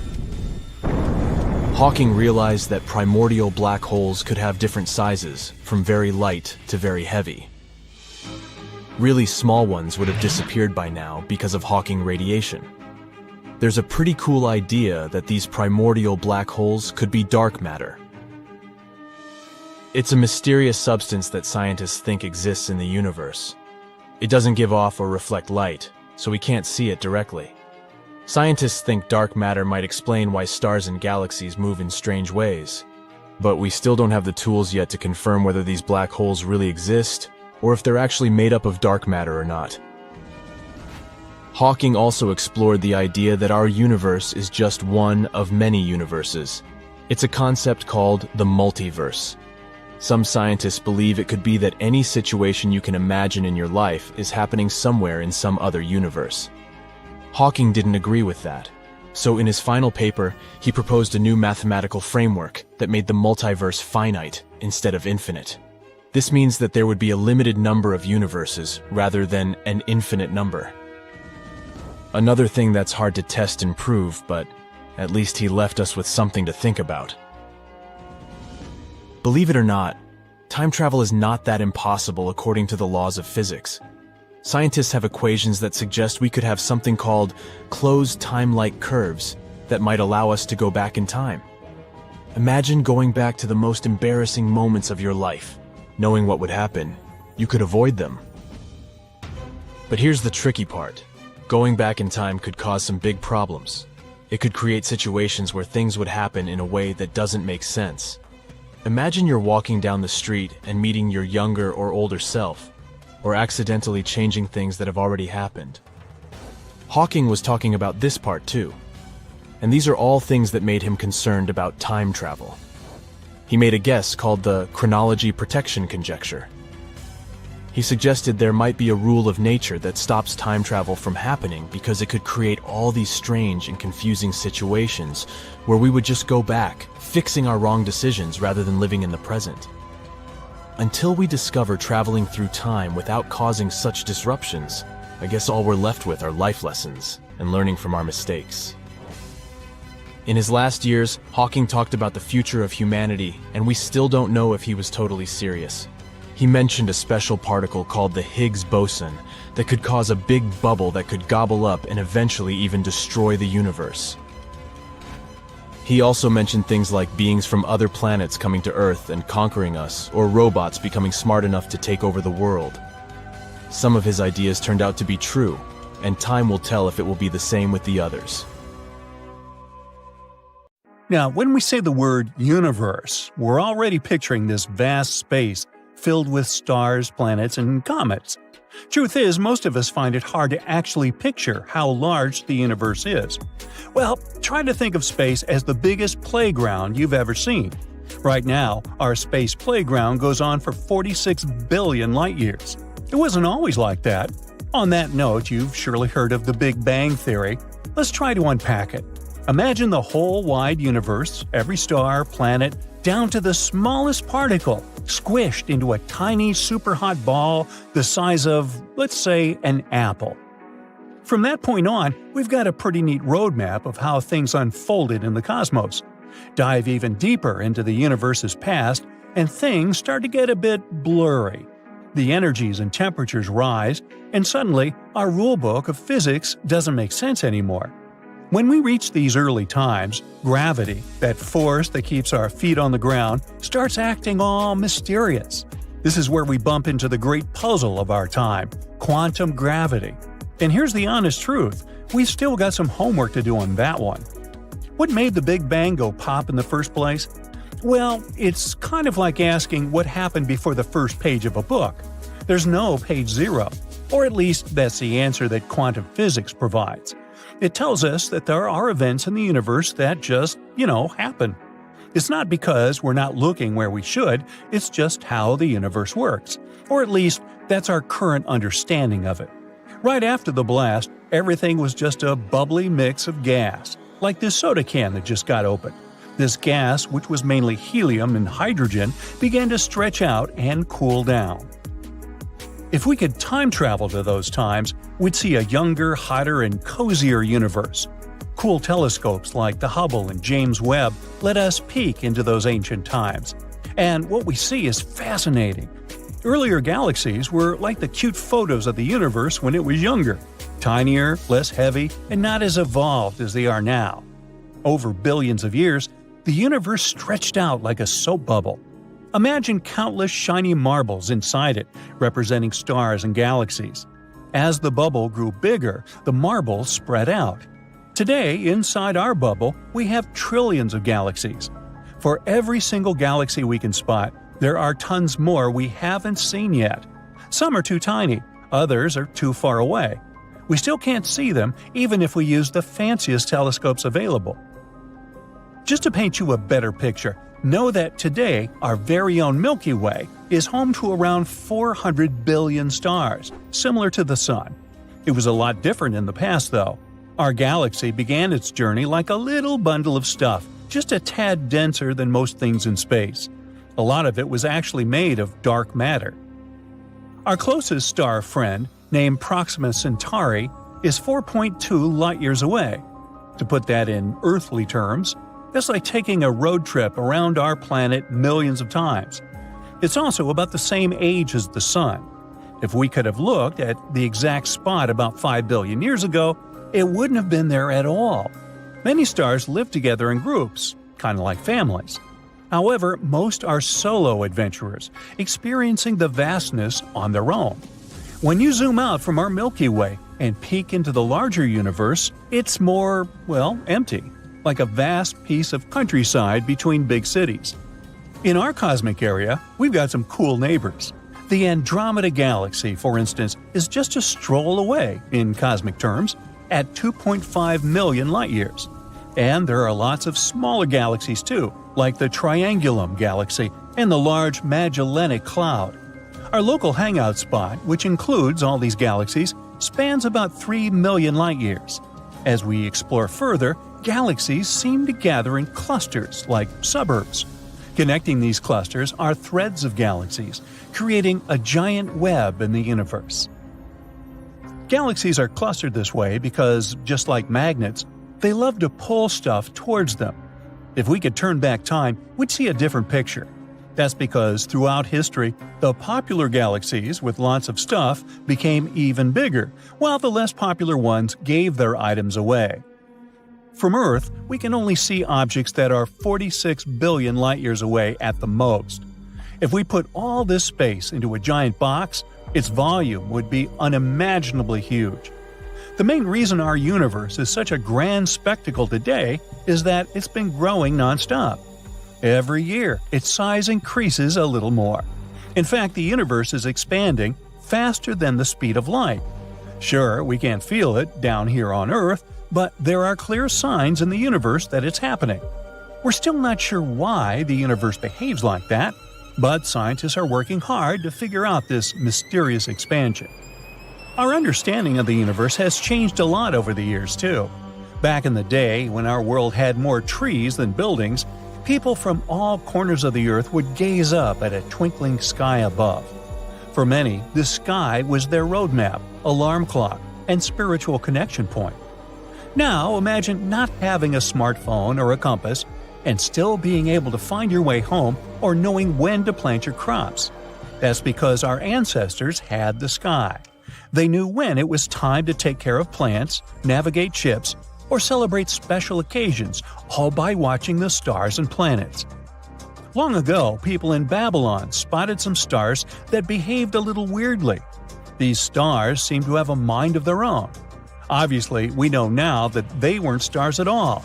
They were planets, like Venus and Mars, that sometimes wink at us down here. There was also a time when we believed the Earth was flat. Well, at least some people did, before Greeks in the 6th century BCE figured out that it's round. They even managed to guess its size by watching shadows in different places. They were pretty close with their estimations, especially if you take into consideration their limited tools.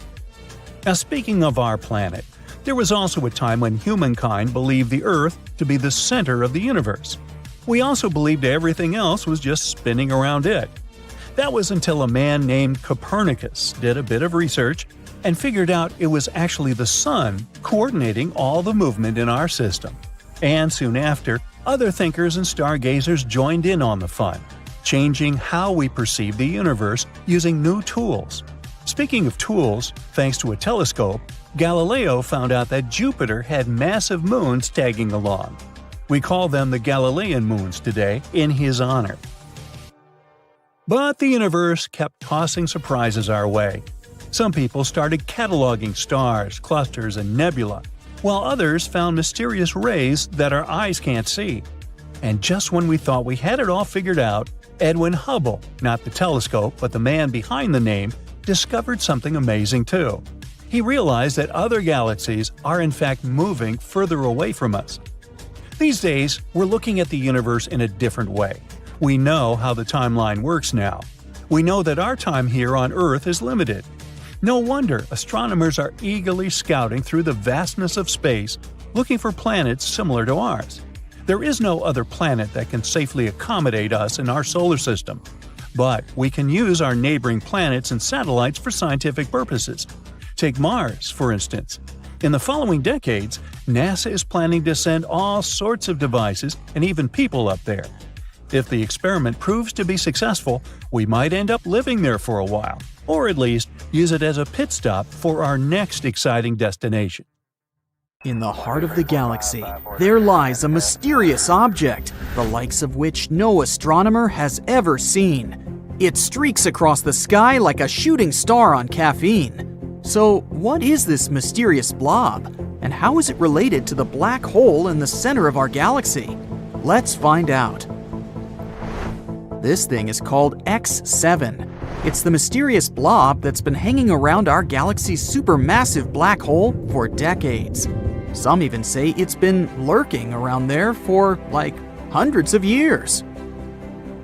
We know a few things about X7. For example, it weighs around 50 times as much as Earth. It may sound like a lot if you're an Earthling, but in space, that's like a tiny drop in the ocean. X7 is also moving pretty fast, at speeds of up to 700 miles per second. That's faster than you trying to catch the last slice of pizza before your roommate gets to it. But what in the world is this thing? A magic star we've never seen before? An extraterrestrial spaceship? Well, there are some theories connected to the blob's future tragic fate. Unfortunately, X7's days are numbered. Right now, it's on a 170-year-long elliptical orbit around the supermassive black hole at the center of the Milky Way. But it's not going to make it that far. Each year, it's spiraling closer and closer to the black hole. In just a few years, it will become spaghettified. Yes, that's a real scientific term. And finally get sucked in, never to be seen again. There are supermassive black holes in the centers of all galaxies, including our very own Milky Way. These black holes are so massive that they warp space-time, causing nearby stars to orbit around them at incredible speeds. They serve as cosmic vacuum cleaners that suck in anything and everything that comes close enough. The black hole in our galaxy is called the Sagittarius A star. Sounds like the name of a fancy Hollywood celebrity, doesn't it? But this celestial object is far more impressive than any mere mortal. It's about 4 million times more massive than our sun, which means it could probably eat our entire solar system for breakfast. But don't worry, these black holes may seem really scary, but in reality, they're too small to compete with an entire galaxy. They'll just suck in a couple of the nearest stars, and that's all. Also, Sagittarius A star doesn't seem to have a very good appetite. It's been observed to be pretty quiet lately, which is good news for us. But even if it were super greedy, it wouldn't pose any threat to us. This black hole is over 26,000 light-years away. From Earth, We can see it in the Sagittarius constellation. In 2022, the Event Horizon Telescope collaboration released the first ever image of Sagittarius A star. It took years of collaboration and technology to capture this stunning image. And this is our second photo of a black hole in history. The first one was released in 2019, and it showed the supermassive black hole called M87 star. Yes, they both have star in their names. Don't try to make it make sense. Anyway, you may remember this photo as the first ever image of a black hole ever. It went crazy viral across the internet. And this black hole, M87 star, located in the Messier 87 galaxy, is way scarier than Sagittarius A star. You thought 4 million solar masses is impressive? Then how about 2.5 billion solar masses? M87 is a real monster. It's also known for its powerful jets of plasma, which are so energetic that they extend thousands of light years from the black hole's center. If M87 were a superhero, it would be Iron Man, with his repulsor beams on full blast. Now technically, you can't take a photo of a black hole itself, since it's, well, black. No light can escape its grasp. But the glowing orange ring in this photo shows the matter surrounding Sagittarius A star. It's called the accretion disk, a swirling disk of hot gas that spirals the center, heating up to millions of degrees in the process. It's like a giant fiery vortex, but with no escape. And the shadow in the center indicates the black hole itself. Inside that shadow, there's an event horizon. The event horizon is the boundary around the black hole, beyond which nothing, not even light, can escape its gravitational pull. It's the point of no return, where the gravitational force is so strong that even the fastest object in the universe, light, can't escape. Once you cross the event horizon, you're doomed to fall toward the center of the black hole, where the laws of physics as we know them break down. And this is exactly the fate that awaits our unfortunate X7. Right now, the pure blob is getting stretched and yanked by powerful tidal forces. By the way, before it meets its untimely demise, X7 is expected to put on a bit of a show. Its closest approach to the black hole, called periastron, is projected to happen in 2036. And when it finally gets torn apart by the Sagittarius A star's gravitational forces, there may be some cool fireworks to see. But this is not the most important thing. The funny part is, X7's future end may help us finally understand what the heck even is this thing. A team of scientists have been studying how a strange blob orbits the black hole. And that's when they discovered that X7 has stretched to almost twice its initial length. And what does that mean? Well, it suggests that X7 is most likely made of debris ejected during a recent collision between two stars. Yep, you heard that right, a space car crash. Imagine this. Two stars fall in love and start circling each other for many years. After that, they finally merge together. At this moment, they eject tons of gas and dust. And perhaps this cosmic dance created our blob baby, X7. It's basically like the crumbs left on the table after a giant space feast. Something like this is actually pretty common, especially around black holes.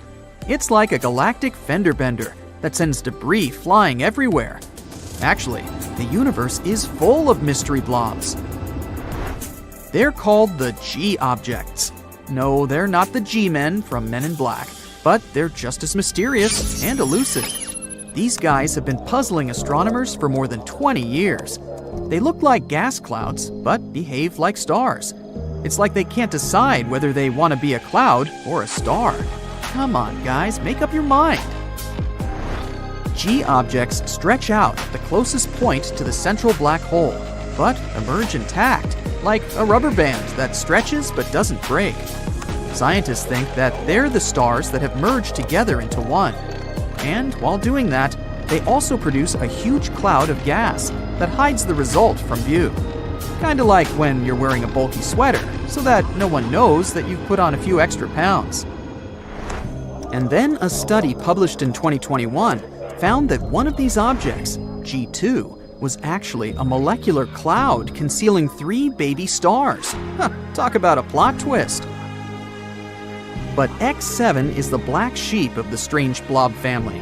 It's significantly different from the G objects, like the weird cousin you see once a year at family gatherings. Its evolution has been more dramatic. Also, it's not being held together by a mass lurking in its center.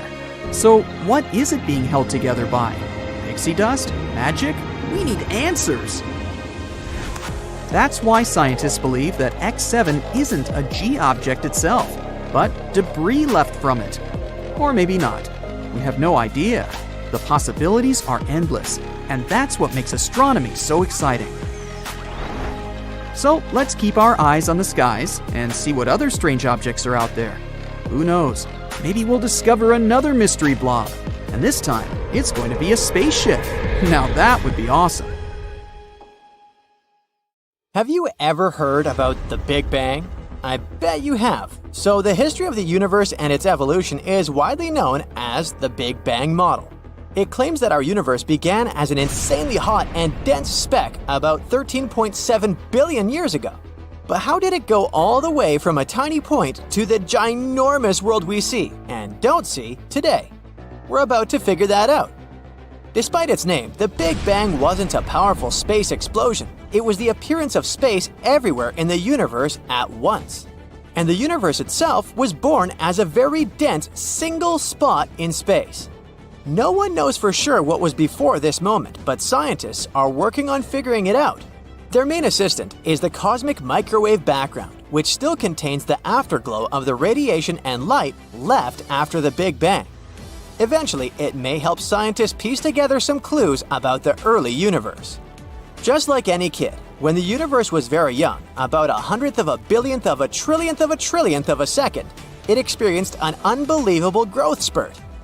Known as inflation, this burst allowed the universe to double in size at least 90 times. As the universe was expanding, it was also getting cooler and less dense. After the insane growth burst, it kept growing, but at a much slower rate. Very soon, the universe cooled down enough for matter to start forming. Everything happened so fast at that time. Light chemical elements appeared within the first 3 minutes after the formation of the universe. Protons and neutrons began to collide, producing deuterium, an isotope of hydrogen. A lot of this deuterium combined and created helium. Then, the processes slowed down significantly, but still for the first 380,000 years after the Big Bang, the intense heat from the creation of the universe made it too hot even for light to shine. The conditions in this early universe were hellish. Atoms collided with such force that they broke into an opaque plasma of electrons, protons, and neutrons. This dense veil scattered light like fog. But 380,000 years after the Big Bang, the matter eventually cooled down enough for electrons to connect with nuclei and form neutral atoms. This absorption of free electrons finally made the universe transparent. By the way, the light unleashed at that time can still be detected today in the form of radiation. A period of darkness followed this era called the Era of Recombination. And then, stars and other bright objects started to form. It happened about 400 million years after the Big Bang. This next period got the name reionization. Some time ago, scientists thought that it had lasted more than 500 million years, but new evidence hints that it might have occurred more rapidly than we thought. During this period, clumps of gas collided and created the first galaxies and stars. These events emitted ultraviolet light, which got rid of most of the surrounding neutral hydrogen gas. That's why we call those times the period of reionization. This process led to the universe becoming transparent to ultraviolet light for the first time. At the moment, astronomers are combing the universe in search of the farthest and oldest galaxies. Such a discovery can help us understand the properties of the early universe. It's like working backwards to piece together the events that happened before. That's what researchers are doing now by studying the cosmic microwave background. Our solar system was born around 9 billion years after the Big Bang, which makes it around 4.6 billion years old. As far as we know, our Sun, orbiting approximately 25,000 light-years from the galactic center, is one of more than 100 billion stars in our home Milky Way galaxy. The most popular idea is that the Sun, as well as the rest of our solar system, was once formed from a huge rotating cloud of space dust and gas known as a nebula. At one point, gravity caused this nebula to collapse. It started spinning faster and, eventually, flattened into a disk.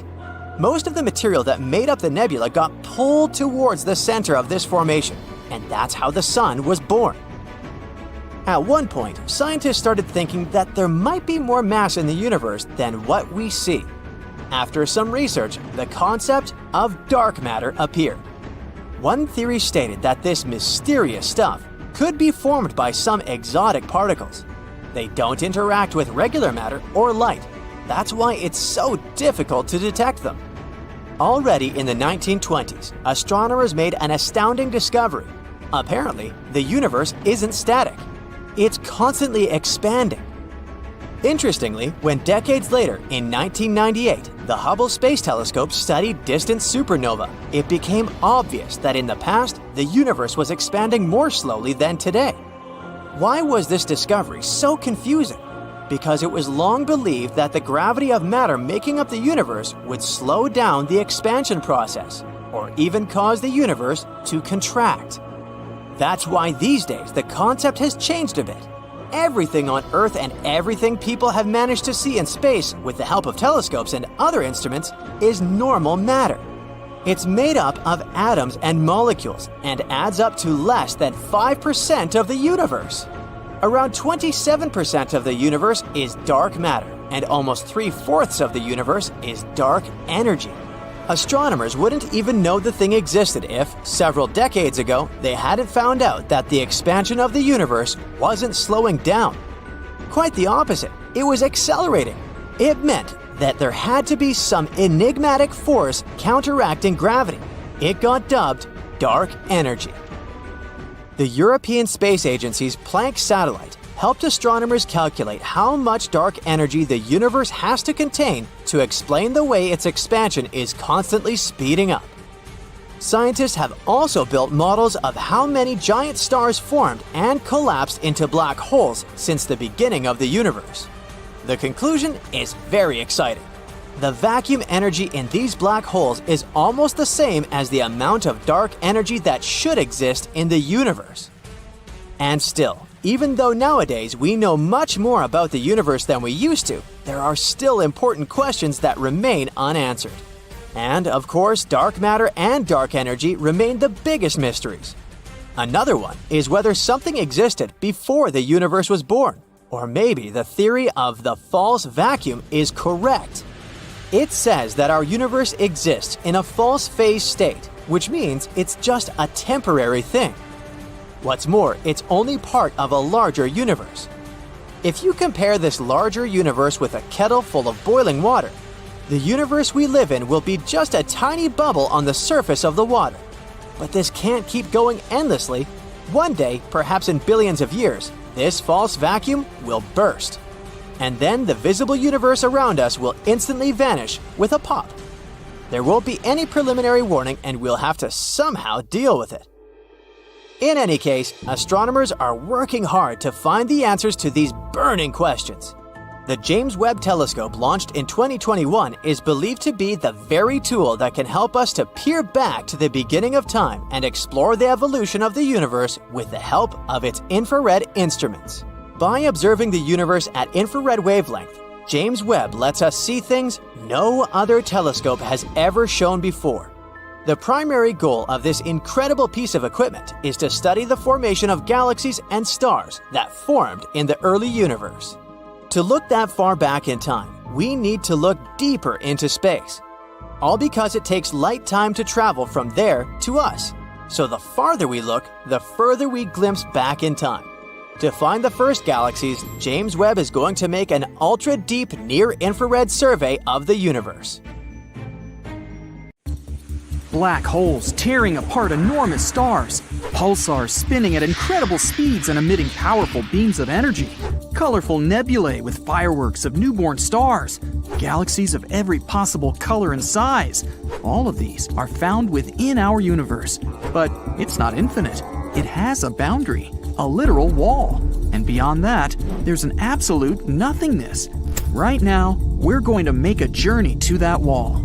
But first things first, our universe is like a humongous nesting doll. If you open it up, there's a smaller one inside. It's a galaxy. Inside that is an even smaller doll. That's our solar system. And the smallest doll of all is the Earth. Each of these dolls has boundaries that we're going to cross. For that, we'll need a spaceship, and a big one. It also has to be able to move 100 times faster than the speed of light. You get on board and start the engines. 62 miles above sea level is our first boundary. That's 10 times higher than passenger planes fly. This point is called the Kármán line. It separates the atmosphere of the Earth from outer space. Now we fly further to the edge of our solar system. We turn on the hyperdrives and fly past Mars, Jupiter, Saturn, Uranus, and Neptune. We've traveled a distance of 100 astronomical units. 1 AU is the distance from Earth to the Sun. And here's the boundary of our solar system, the heliosphere. Here, the speed of the solar wind decreases rapidly. First, it drops from 620,000 miles per hour to the speed of sound. Then, there's a layer called the heliopause. This is where the wind almost vanishes. And then, our ship experiences a bow wave. This is where we feel the force of the interstellar wind, which collides with the boundary of our solar system. When you pass this boundary, you find yourself in the dark of interstellar space. And here, you can find two human-made objects that made this trip for the first time in history. They're Voyager 1 and Voyager 2. Voyager 1 crossed that boundary in 2004. Voyager 2 did it in 2007. These space probes discovered that the heliosphere is not a perfect ball around the sun. Its southern boundary is 10 AUs closer to the star than the northern one. So, we're moving in interstellar space and will soon approach a stone wall around our solar system. 200,000 AUs further, and there it is. This wall of rock is the Oort cloud. In fact, it's a pile of asteroids that surround our world. Scientists speculate that the Oort cloud could be the source of comets and meteorites that fall to Earth, but they're so sparse that we easily fly between them. Now we're in complete darkness. The Milky Way is about 106,000 light-years wide. In a conventional rocket, it would take billions of years to fly across that distance. But you throttle to the max. You masterfully fly past the stars and planets as if on a racetrack. And within minutes, you're at the edge of our galaxy. There's no more interstellar wind. All you see are bright dots somewhere in the distance. These dots are huge galaxies. We need to look at a map to make a route to the edge of our entire universe. You're here, near the Milky Way galaxy. It's part of a cluster of galaxies called the Laniakea supercluster. But even this huge thing is like a little street in a big city. Zooming out, we find Hydra Centaurus supercluster. Thousands of galaxies on the map look like little dots. Maximum zoom out. This is our entire observable universe. We thought it was infinite, but we may have proof that it has a boundary. It's here, 10 billion light-years away from our home. Even if you travel at the speed of light, a trip there would take twice as long as our whole planet has existed. During that time, the sun will either fade away or explode like a supernova, destroying our entire solar system. And if you can live that long and then return home, you will see that our galaxy is there no more. It's long since collided with the Andromeda galaxy and merged into one big cosmic body. Luckily, your ship is able to warp space-time so that this journey will literally take a few seconds. Boom! Congratulations! You've arrived at your destination, the Eridanus supervoid. Some scientists believe this location is the evidence of collisions of our universe with something big enough to leave such a large scar. The Eridanus supervoid is an empty and cold space 1 billion light-years wide. If you think of this void as a cup, it would fit at least 10,000 galaxies, and it appeared after an accident of gigantic proportions. The object that crashed into our universe was Another universe. Yes, other universes may actually exist. Imagine that our entire universe is a huge bubble that contains all the clusters of galaxies in the observable universe. There could be an infinite number of such bubbles. They could have been born during the Big Bang. These universes may be different from ours. They may have other galaxies and nebulae. But these bubbles could also be parallel universes. This means that if you chose cereal over oatmeal in the morning, in another universe, your twin would choose the oatmeal. Every choice you ever made in life had completely different consequences in a parallel universe. And because the number of choices are infinite, there's a whole infinity of parallel universes. So, like a regular bubble, our universe has a wall that is near the Eridanus supervoid. Long ago, another bubble flew past ours. As they approached each other, their gravitational fields began to interact. Our boundary wall began to deform and pull toward the other universe. The same thing happened on the other side. Then the walls of our universes came into contact. But as these bubbles moved, their connection began to break, and the other universe just ripped a huge chunk of ours.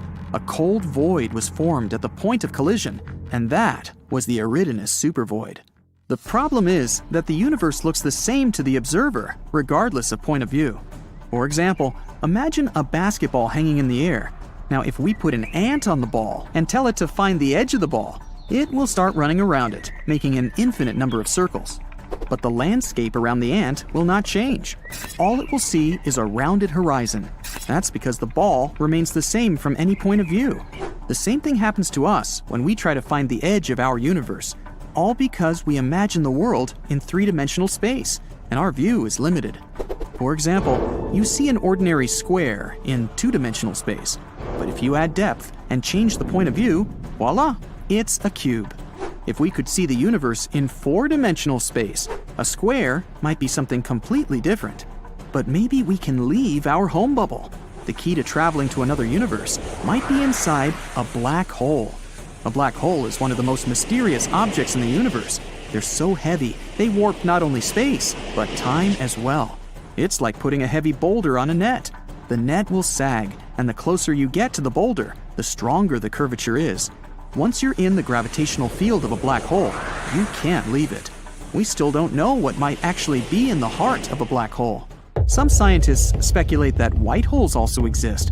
Theoretically, they should be born along with black holes. Except for the color, they're the exact opposite of black holes. Nothing can come close to a white hole. At the moment, there's no data on such objects, but general relativity theory suggests they do exist. There's also a theory that a black hole may be a passage to another universe.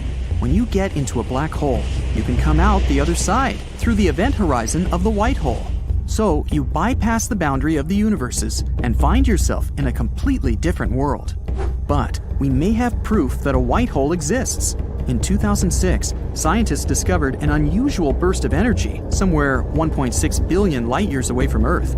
This burst was unique. It didn't look like a supernova explosion or even the merger of two black holes. Some astronomers believe it was the birth of a white hole. But because it was unstable, it was destroyed almost immediately.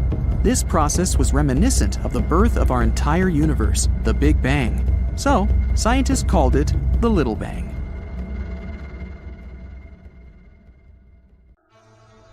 There's this mysterious thing in space, an unusual spot that scientists haven't been able to explain for more than 15 years. There are different theories, and one of them says that maybe this is an imprint from a collision with a parallel universe. Is this true? Well, let's see.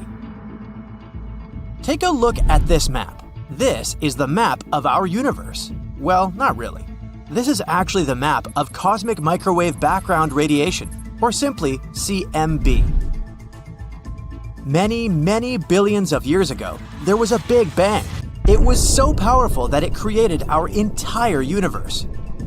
And, of course, such an event couldn't occur without leaving some consequences. And these consequences are literally everywhere. The Big Bang left electromagnetic radiation, which we know as CMB. We don't notice it in our daily lives, but it's literally here, under our noses. And if you had some kind of superhuman vision, you would see how everything around you shines with this dim light. This radiation is very important. If we hadn't discovered the CMB, we would never have found out about the Big Bang. Previously, scientists believed that the universe had always existed. There was no beginning and there was no end. It sounded pretty ridiculous to us now, but less than a century ago, people were absolutely sure of it. Stephen Hawking was one of the first scientists to guess that the universe did, in fact, have a beginning. The guy was so cool that he realized this as a student while working on his doctoral dissertation. But unfortunately, he had no proof. If there was such a strong bang billions of years ago, then where are the traces? Where's the proof? Laughed people who believed in the eternal static universe theory. But don't worry, they had the proof rubbed in their faces real soon. In 1965, astronomers Arno Pienzas and Robert Wilson discovered CMB, and that was the first grandiose proof of the Big Bang. It turned out that radiation was everywhere. We just didn't notice it. In fact, at first, Pienzas and Wilson themselves mistook it for the noise of a big city, or pigeons, or something else. For their discovery, which turned the world of science upside down, they received the Nobel Prize. Alright, so people learned that they were surrounded by electromagnetic radiation. Then they started collecting more data about it. They accumulated more and more info over the years until they made this very map. This is a map of CMB temperatures. But while creating it, scientists discovered something unusual. Let's take a look at this map. It looks like a large and diverse pattern of cold and warm places. But in reality, our universe is quite uniform. All temperatures on this map are close to -455 degrees Fahrenheit with very little difference. All temperature fluctuations between these places are small, and each tiny speck actually spreads over millions of light years. So everything in our world is pretty calm and stable, except for one point. This cold spot right here. Astronomers first discovered it in 2004. First, it looked like nothing unusual. It's just a region where the temperature is below average for a couple of microkelvins. But remember, we're not talking about a small area. This is a giant cold region. It's literally billions of light years in size. Wait, the scientists thought, this can't be true. The universe should be consistent everywhere. According to our standard model, this cold spot simply shouldn't exist. But it does exist though. This isn't just some mathematical error, it's right there. So what is this cold spot, and how did it appear? Astronomers have been trying to find the answers to these questions for years. Even now, we have only a few theories. So let's discuss them all. Theory 1. Cosmic texture. This idea was brought up at the end of 2007. Then scientists suggested that this cold spot could be the hills of space. In other words, it may be a bumpy region of the universe, just part of its texture. But that's a silly explanation, so this theory was quickly discarded. Theory 2. The supervoid. This hypothesis was considered the most plausible for a while. It stated that the cold spot was actually the so-called supervoid. It's a terrifying, dark place of our universe with almost no galaxies. And because it's an empty region with almost no stuff in there, it seems cold to us. However, this theory was refuted in May 2017. After carefully examining the cold spot, scientists found out that there were no signs of a supervoid there. Moreover, voids and supervoids, which actually exist by the way, are still very small in size. The cold spot is literally thousands of times bigger than them, so there must be some other explanation. And there is one, perhaps the most bizarre of them all. Theory 3. A parallel universe. This controversial idea was put forward by cosmologist and theoretical physicist Laura Mersini-Houghton. She suggested that the cold spot could be an imprint from the collision of our universe with a parallel one. Standard cosmology cannot explain such a giant cosmic hole, says Mersini-Houghton. This is the unmistakable imprint of another universe beyond the edge of our own. Her assumption is based on the theory of the multiverse. This theory says that there's actually an infinite number of universes like ours in the world. They constantly collide with each other, giving each other a push, which creates a new Big Bang. So maybe the cold spot is a bruise from such a collision. For quantum mechanics, such crazy theories are pretty common, but for standard physics and our simple understanding of the world, this is earth-shattering. Of course, we need strong evidence. And Mersini Houghton's team has begun to work on it. Professor Tom Shanks from the Center for Extragalactic Astronomy at Durham University also participates in this research. The craziest sounding of the exotic models for the explanation of the cold spot, the multiverse is actually the most standard in terms of our current model of the universe, he wrote in one of his works. So, what evidence do we need? Well, our cold spot is located in the southern hemisphere. According to Shanks, if there really was a collision between two universes, we should find another cold spot, and it should be in the opposite northern hemisphere. If astronomers actually found it, this theory would be confirmed, and it'd become the first proof of the existence of a parallel universe. But it's not that easy. To find a second spot, we need the latest, highly sensitive telescopes. We also need to find out some info about the nature of dark energy, how it affects space, and, in other words, there's still a lot of work to do. Not so long ago, scientists actually believed they had discovered the second spot. Researchers from New Mexico thought they had found it in the northern hemisphere. But unfortunately, this is likely to be a mistake. The map these researchers used had a high measure of randomness, so it's possible that their discovery is just an accident caused by other voids. So, basically, we haven't found another cold spot so far despite careful analysis. But again, even the best modern equipment is not perfect, and it doesn't mean that there's no second spot. It just means that we haven't found it yet. But if one day we did find it, it could change the world of science forever. We'd confirm not only the theory of parallel universes, but also the famous string theory. It could explain everything that occurs in our world. But if this happens, we'll get even more questions than we already have. How did these two universes collide? How does it all work?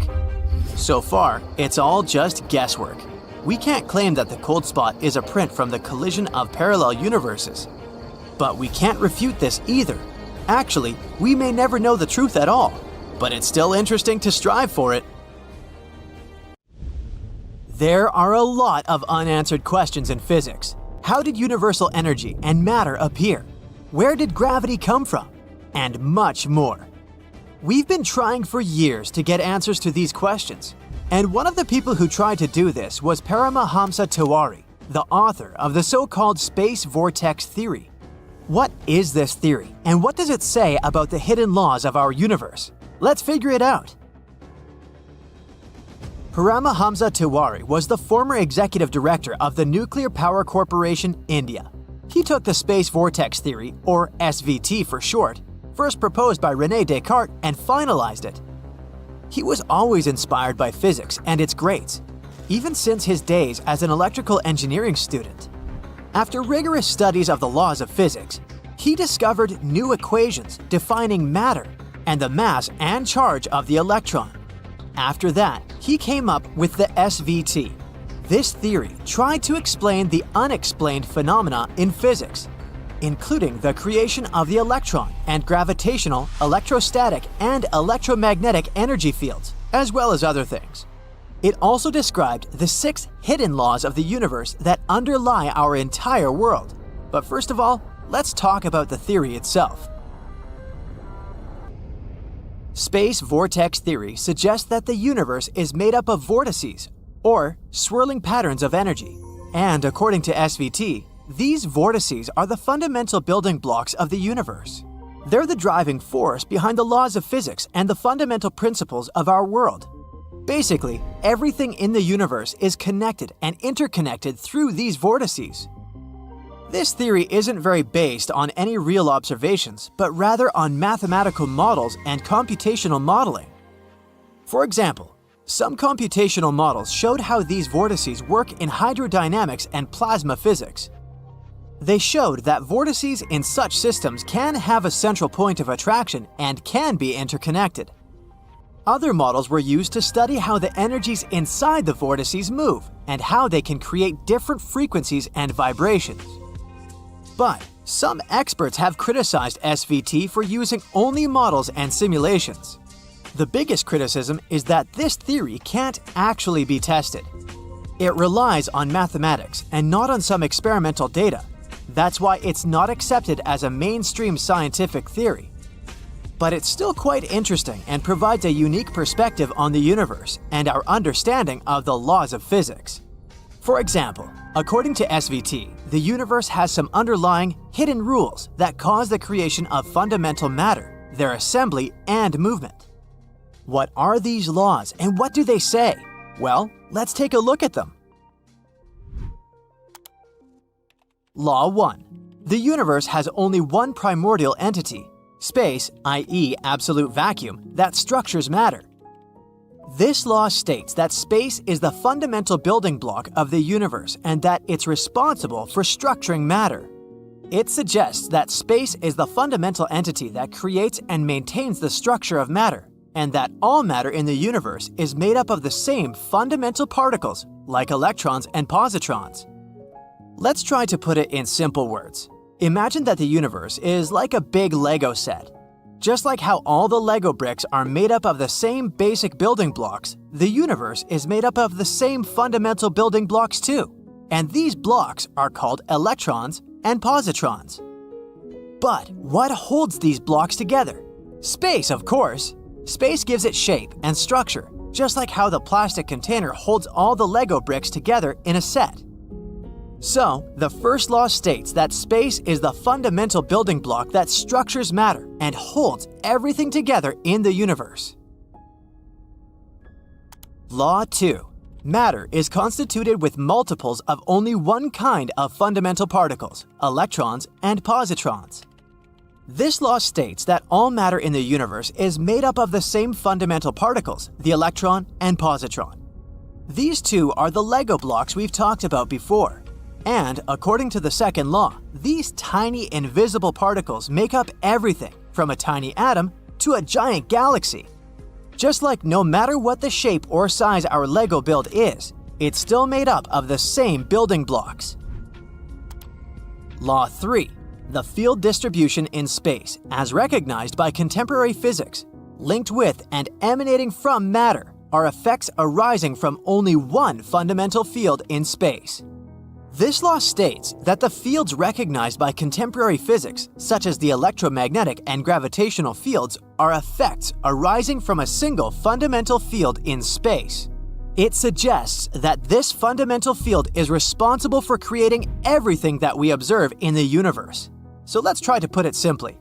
This time, imagine that the universe is like a big playground.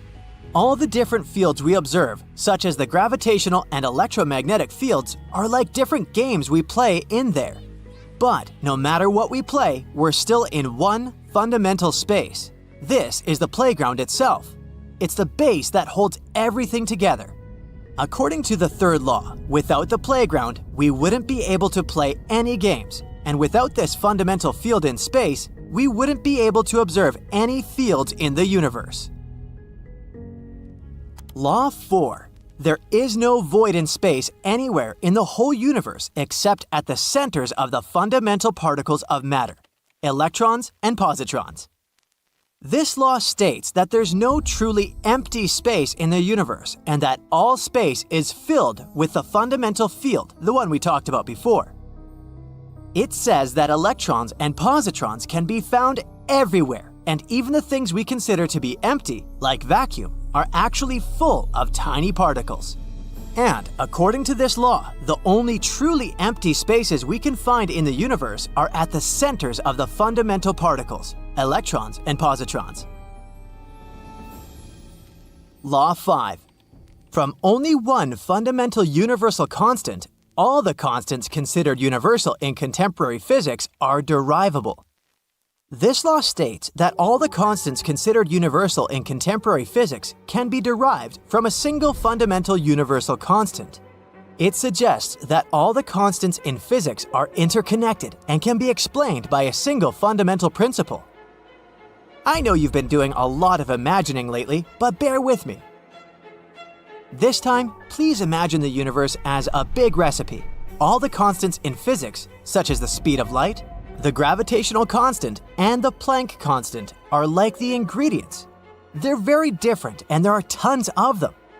But just like how all the ingredients in a recipe are interconnected and come together to make one dish, all the constants in physics come together to make the universe. And just like how a recipe has a main ingredient that holds everything together, physics also has a single fundamental constant that holds everything together. Law 6. The spatial structure of submicrocosmic fundamental matter is repetitive uniformly in the spatial structures of macrocosmic bodies like planets, stars, and galaxies. This law states that the structure of the fundamental particles that make up matter is repetitive and uniform across all scales, from subatomic particles to macrocosmic bodies like planets, stars, and galaxies. It suggests that the same fundamental principles govern the structure of matter at all scales. Let's go back to the analogy with the recipes and cooking. Using different ingredients and combining them in different ways, the chef can create new dishes. These will all be different dishes and they can be very simple or very complex. But when creating them, the chef still applies the same basic rules and knowledge they have, right? And just like that, the universe also creates different structures, from atoms to planets, stars, and galaxies.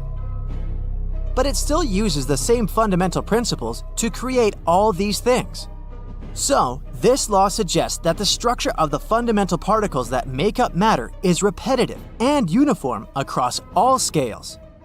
These are the 6 fundamental laws of the universe according to the SVT, and even though it's not accepted by mainstream science, it's still a pretty interesting concept.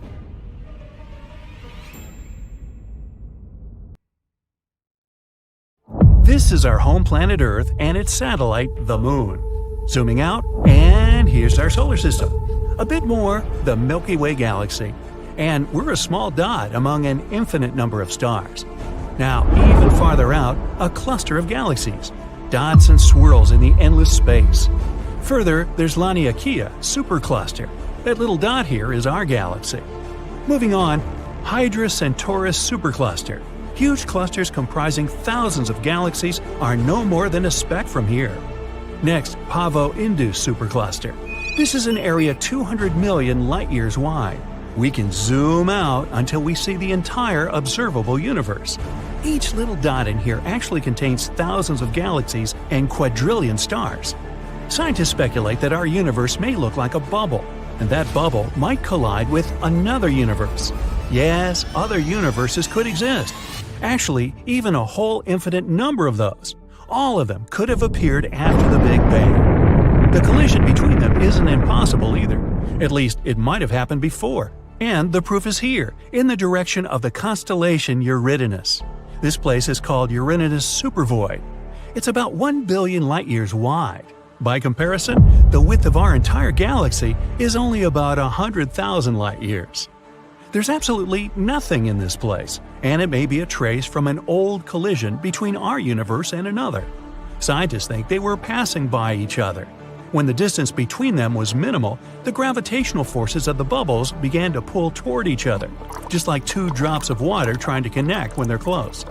But the speed of the universes was too high for them to continue interacting. So the other universe just tore out a piece of our bubble.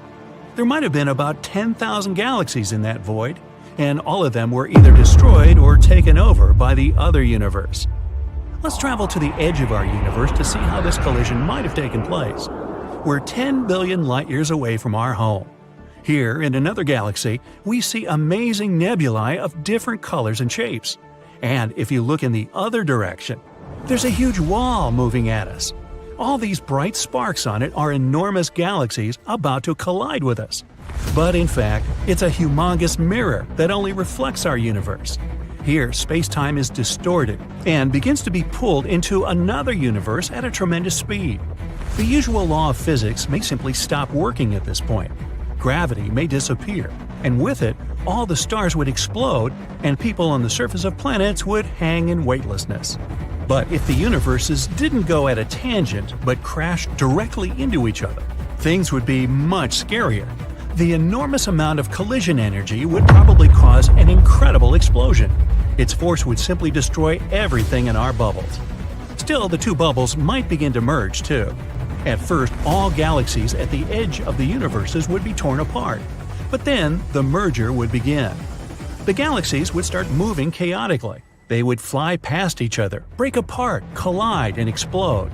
The collision of two galaxies is an accident of enormous proportions, and it might happen to our home quite soon, in space terms. The Andromeda galaxy is heading our way.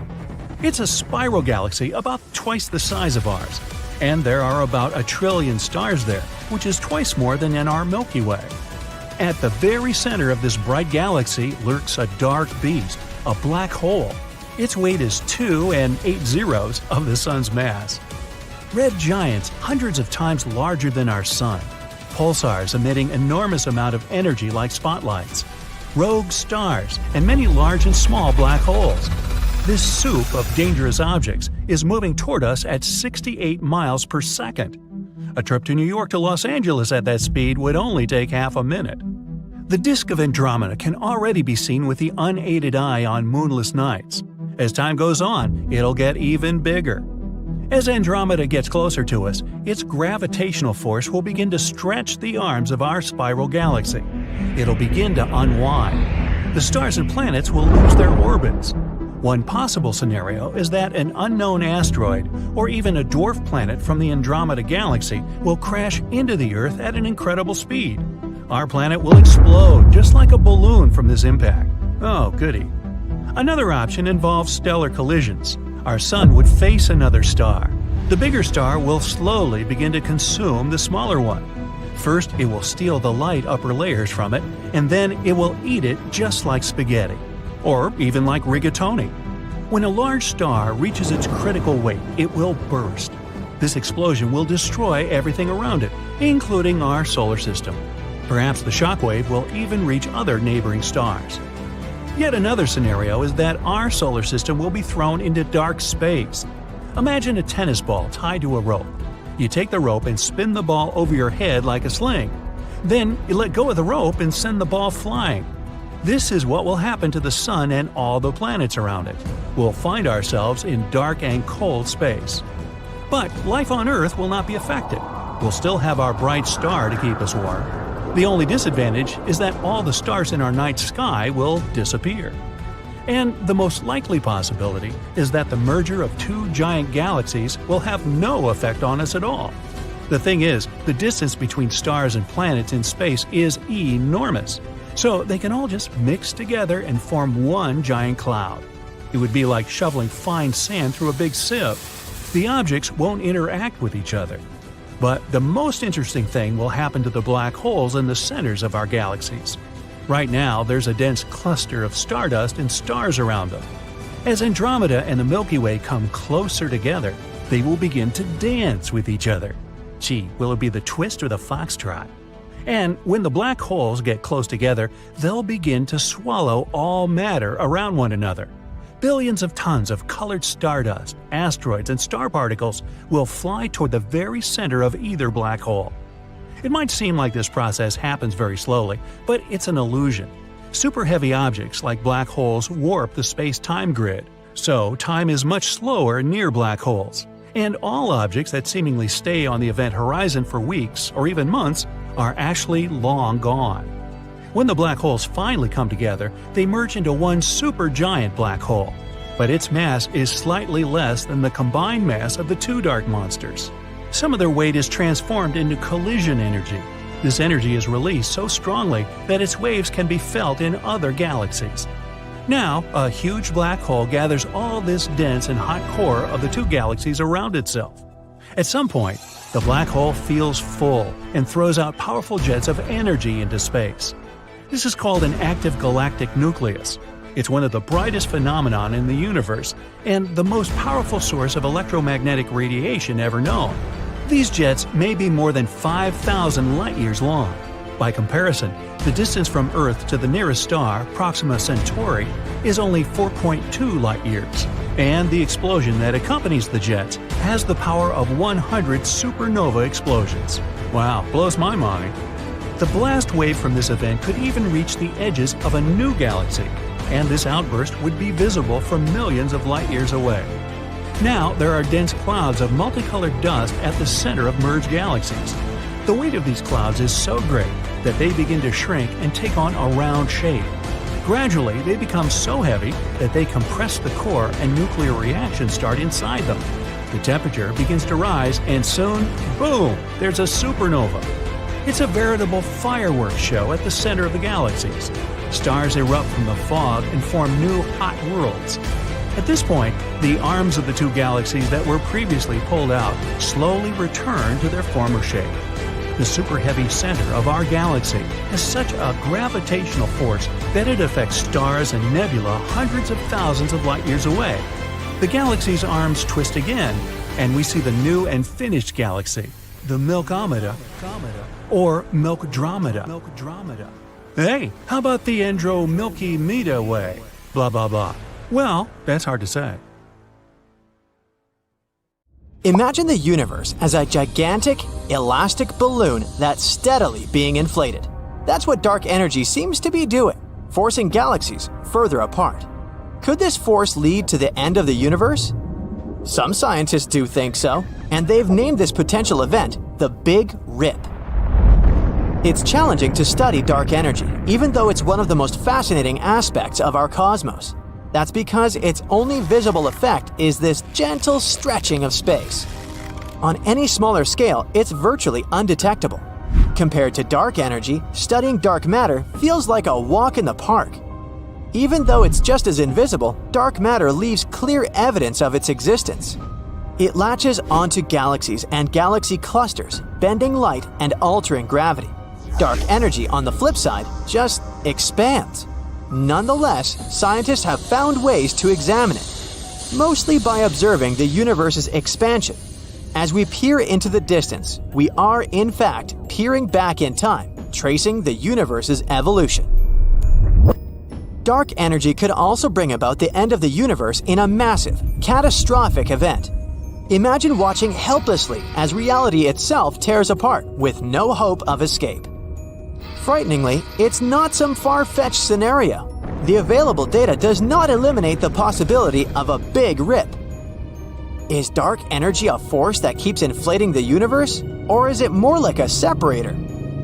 If two galaxies are far away from each other, they're driven further apart, leading to increasing cosmic isolation. But anything that's already a strong structure stays intact, immune to this divisive force. Why doesn't it mess things up, you ask? Well, it's because dark energy remains consistent. As space grows bigger, the density of dark energy remains steady. Imagine drawing a circle anywhere in space, taking note of the amount of dark energy there. Do it again after 1 billion years, and guess what? The amount of dark energy inside your circle won't change, even though space itself has expanded. That is, unless, of course, dark energy has a trick up its sleeve and proves to be more potent than a cosmological constant. All we know for sure is that it's something that drives the universe to expand more rapidly. Or to put it another way, it creates negative pressure. Now, negative pressure might sound odd. Pressure is usually seen as an outward force, right? But in the universe, it behaves differently. Pressure is a type of energy, like mass, that attracts rather than repels. All these calculations are what makes the Big Rip picture a slow, unraveling movie. The first objects affected are the most massive, loosely bound structures, like giant clusters of galaxies. Their gravitational pull will start weakening, causing them to drift away into the growing cosmic voids. Next, we'd notice stars on the outskirts of our galaxy not following their usual paths, but instead drifting away, like party guests saying their goodbyes. The night sky would then start to dim as our Milky Way would gradually evaporate. The disaster would just accelerate from there. the orbits of the planet would begin to shift, spiraling outward. Just months before the end, after we've lost the outer planets, Earth would drift away from the Sun and the Moon from Earth. We would plunge into the darkness alone. The stillness of solitude won't last, however. Any remaining structure would be destroyed because of the expanding space. The Earth's atmosphere would start to thin. Gravitational shifts would cause chaotic tectonic movements. In the final hours, Earth would fall apart. Beyond this point, the destruction would continue unseen. Nuclei, the ultra-dense cores within atoms, would disintegrate next. Black holes' dense cores would get obliterated. In the last instance, space itself would just rip apart. Bad as it may sound, we may never rule out the threat of a big rip.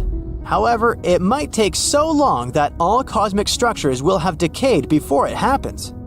A rough calculation suggests the earliest big rip could be in about 200 billion years. Technically, the Sun still has about 5 billion years before it fades away naturally. So by the time this event might happen, our solar system would have long been gone. Nonetheless, given the possible implications, scientists are placing a high priority on understanding the Big Rip. Let's be optimistic though.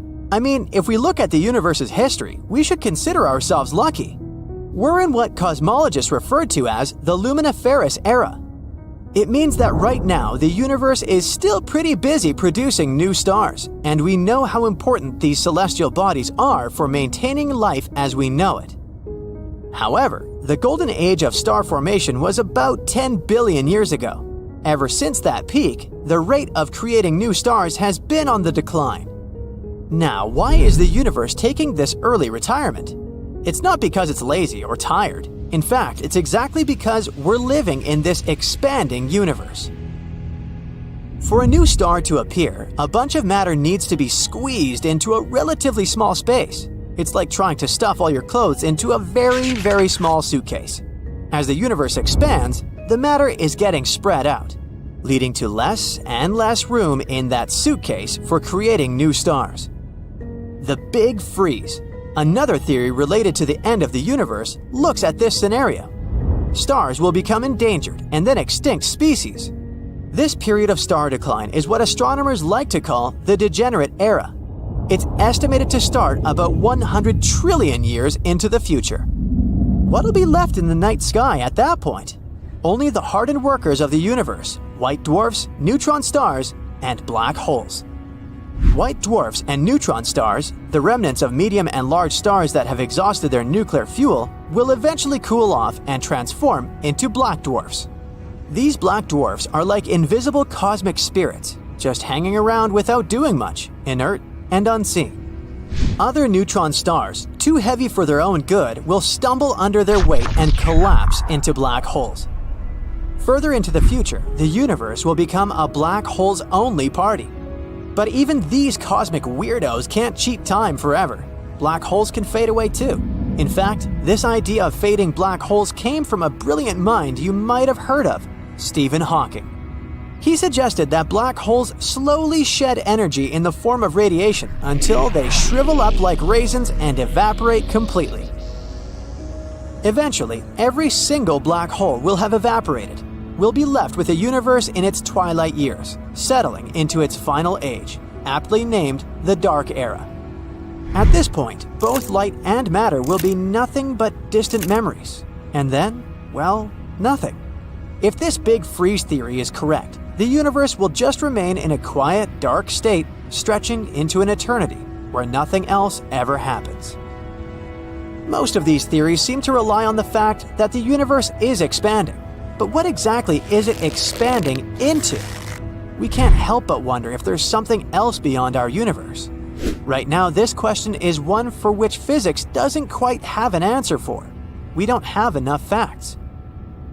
One suggestion is that time and space came to be with the Big Bang.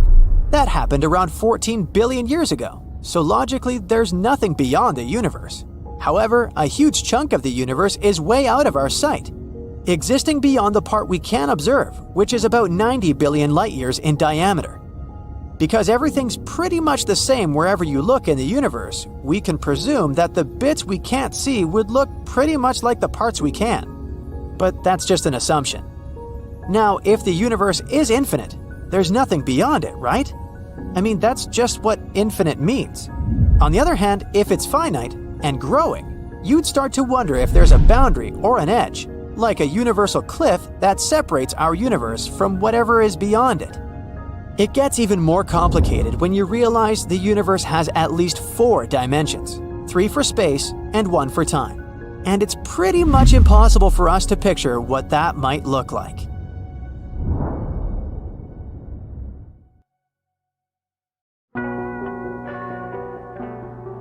The Big Bang Theory doesn't explain how exactly our cosmos started. It's more like a story about what happened after, in the earliest stages of the universe. That's when all stars, galaxies, and specks of dust were crammed into a dot, no bigger than a peach with a temperature of more than 1 trillion degrees. Our cosmos doesn't have an edge or outside. The Big Bang wasn't an explosion that happened at some particular point. It was the moment when space itself began to expand everywhere at the same time. That's a process we call inflation. When the cosmos was nearly 1 million times smaller than today, everything was just a plasma that later expanded, cooled, and then converted into a neutral gas. That was the time when the first atoms formed. All these processes released enormous amounts of radiation. The cosmic microwave background, CMB, is the fossil of that radiation that dates back to about 380,000 years after the Big Bang. Before that, the heat from the creation of the universe was way too intense for even light to shine. Only after matter cooled down did it get lighter because the universe became less dense and more transparent. In the first 3 minutes of this process, certain light elements formed, such as hydrogen and helium. About 400 million years after the Big Bang, the cosmos slowly started coming out of its dark ages. This period probably lasted over 500 million years. Clumps of gas came together and formed something beautiful, the very first stars and galaxies. All this gave off lots of ultraviolet light. It was as if someone finally turned on a cosmic flashlight that cleared away the foggy gas that was all around. About 9 billion years later, our solar system got into the game too. It was born from this dense cloud of interstellar dust and gas. The cloud fell apart, possibly because of the shockwave produced by a star that exploded somewhere nearby in a spectacular supernova. This left us with a solar nebula, a disk of material that kept spinning. At its center, gravitational forces kept pulling more and more material in. At one moment, the pressure at the core became so great that hydrogen atoms started to mix and form helium. Like it happens with other processes in space, this released giant amounts of energy. And ta-da, we got our star. So big that it makes up over 90% of all the matter in our solar system. The remaining matter from the disk had its own job to do. It probably started off as grains of dust even smaller than the width of your hair. Gravity and other forces made clumps smash into one another. They got bigger and bigger. Particles of dust eventually evolved into pebbles, and then, as this donut-shaped disk of gas kept spinning, they turned into rocks. Meanwhile, the star pulled in nearby gas and pushed the rest of the material farther away. Those parts of the disk were far away from the sun, so water in those regions started to freeze. Soon, there were tiny pieces of ice flying around, gathering into dirty snowballs that became planetary cores. Since it was cold, gas molecules could slow down enough for a planet to draw them closer. That's how we got our famous gas giants, Neptune, Uranus, Saturn, and Jupiter. Jupiter and Saturn probably formed first, maybe even within the first 10 million years of the existence of our solar system. Parts of the disk that were closer to the sun remained warm. The material there gathered into rocky planets.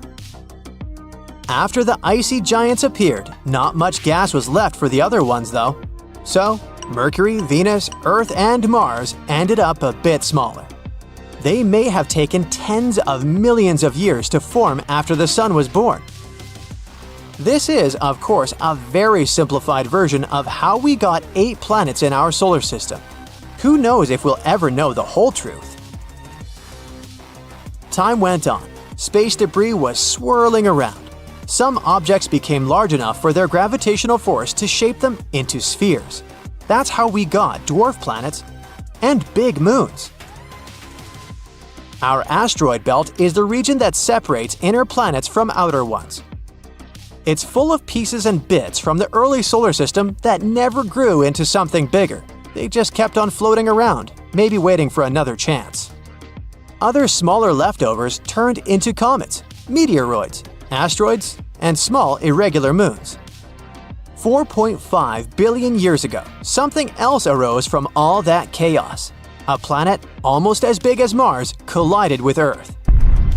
And the debris formed the only moon we have today. Somewhere around that time, the Sun also got to a new level. At its younger stages, it was just a ball of helium and hydrogen that still wasn't powered by fusion. Over millions of years, it got hotter and more pressurized, and finally turned into the shining star we know today. It's supposed to stay like this for a very, very long time. Around 10 billion years. Simulations scientists have made to understand the creation of the universe show that the chaos of that time was even bigger than we thought. Orbits of the giant planets probably shifted during that period too. The gravitational force from many objects in the Kuiper Belt shook Saturn and Jupiter into a 2-1 resonance. That means Jupiter made a circle around the Sun twice for every Saturn orbit. This brought the two giants closer together, which wasn't good for their surroundings. There's a theory that Uranus didn't form where it is today, which is 20 times farther from our Sun than Earth. At this distance, there wasn't enough material to make the whole planet. That's why there's an idea that Uranus was born closer to the Sun before it got ejected farther away for some reason. Maybe that reason was the mess Jupiter and Saturn made. Some believe Neptune shares a similar destiny, together with the whole Kuiper Belt. As Uranus and Neptune were passing through the Kuiper Belt, they scattered most of the objects there. Any additional ice planets that had formed there also ended up kicked out, but in this case, entirely out of our solar system. Pieces of these scattered worlds that were located more outwardly stayed in the Kuiper Belt and the Oort cloud, a faraway sphere of ice bodies where the majority of comets come from. In all this chaos, the inner planets got hit. Scientists think that's how we got organics and water here on Earth. That's exactly what we needed for life to start developing, somewhere 3.8 to 3.5 billion years ago. We found evidence of microbes in the hard structures they made. Those are called stromatolites. They help us understand the earliest forms of life on Earth. Up until 3 billion years ago, Mars might have also been a good place for life. The red planet used to have a thick atmosphere and a strong magnetic field, just like Earth. But unlike our planet, Mars cooled from the inside, which switched off this whole mechanism. Without its magnetic field, nothing could protect the planet from the solar wind that pulled away most of its atmosphere in just a few 100 million years. Mars used to have magnificent lakes, rivers, and water streams that left traces we can see on its surface, even today. Luckily, Earth managed to keep its water, so life continued to evolve. 2.5 billion years ago, Earth got photosynthetic organisms that started pumping oxygen into the atmosphere and helped create the entire animal and plant kingdom across the planet. Another big thing happened in our solar system later. Saturn got its astonishing rings. No one knows for sure what happened back then, but a new theory says the rings aren't as old as the planet itself, only about 100 million years old. At the same time, something hit our moon and left Tycho crater, one of the most prominent craters on the lunar surface. Other planets couldn't avoid collisions either, including Earth. You already know what happened 66 million years ago. A giant asteroid triggered changes in climate and erased 3/4 of life, including dinosaurs. Bang. That's how it all started, around 13.8 billion years ago, and was figured out over the past 100 years. Everything we see in space today – planets, asteroids, comets, stars – it wasn't there at the beginning. In the 1920s, astronomers came up with the idea of how a long time ago, the universe was just a single point, an extremely hot, like trillions of degrees hot, compact, dense point that stretched and expanded unimaginably fast. Matter that started flying in all directions at the speed of light at one particular moment. The Big Bang was complete chaos, with teeny-tiny particles that were mixed with energy and light. Yes, a total mess, but still, in the first minute after the Big Bang, the base for everything that would later appear was almost finished. It was hot only during this huge blast. As soon as the expansion started, the universe began to cool down, similar to when gas cools when you spray it from an aerosol can. During that process, part of the energy kind of froze out, just like the water freezes into ice. Here, pure energy got frozen and solidified into matter. 1 minute after the bang, the cooling thing was still going on, extremely fast and literally everywhere at once, since the universe really doesn't have edges. It wasn't just a compact dot anymore. The base for further expansion and all that's coming was being formed. Remember those tiny particles from that first boom stage of the universe? They started grouping together, which formed atoms of helium and hydrogen. It took about 3 minutes for most of the helium and all of the hydrogen in space to be made. These two are the most common elements and the basic materials that later formed the first galaxies and stars. Just because the base wasn't finished doesn't mean the creation of the universe stopped after those first couple of minutes. True, after that, no new elements were created for millions of years, which is why the initial version of the universe was entirely helium, hydrogen, and energy. But eventually, atoms began to slowly group together, which, after lots and lots of time, caused the creation of galaxies and stars. Clouds of helium and hydrogen grouped and turned into stars that had gravitational forces. Our Sun is also made of 3/4 hydrogen, while the rest is helium. 1/4? Yeah. At later stages, some other, heavier elements started to show up too, such as carbon, iron, oxygen, and so on. It wasn't all about chemical processes where new elements, stars, or planets kept coming. The whole universe has been expanding ever since the Big Bang. Researchers realized other galaxies are kind of moving away from ours. Guys, you need to stop doing that. How will we discover alien life out there if you keep running away all the time? And not just that. The farthest galaxies are actually moving quicker than the ones closer to our galaxy, the Milky Way. The universe is fabulous, unknown, mysterious, scary, and completely silent. Imagine yourself floating in your spacesuit somewhere above Earth. All you could actually hear is the sound of your own breathing, nothing from out there. Since there's no atmosphere, sound doesn't have a way to travel or be heard. Speaking of spacesuit, that thing costs around $12 million. I guess that means we'll have to wait up a little bit more to try that whole chilling in space thing. Mercury is the closest planet to the Sun, so you might think it's the hottest one too. And yet, Venus actually takes the title of the hottest planet in our solar system, with the surface baked by a temperature of 840 degrees Fahrenheit. Fair enough. Mercury doesn't have an atmosphere, which is in charge of regulating temperature, so it loses the race for the title of the hottie of the solar system. Venus also has pretty long days. Just one takes around 243 Earth days. Now that comes in handy for those people with pretty long to-do lists, who like to take it easy and slow.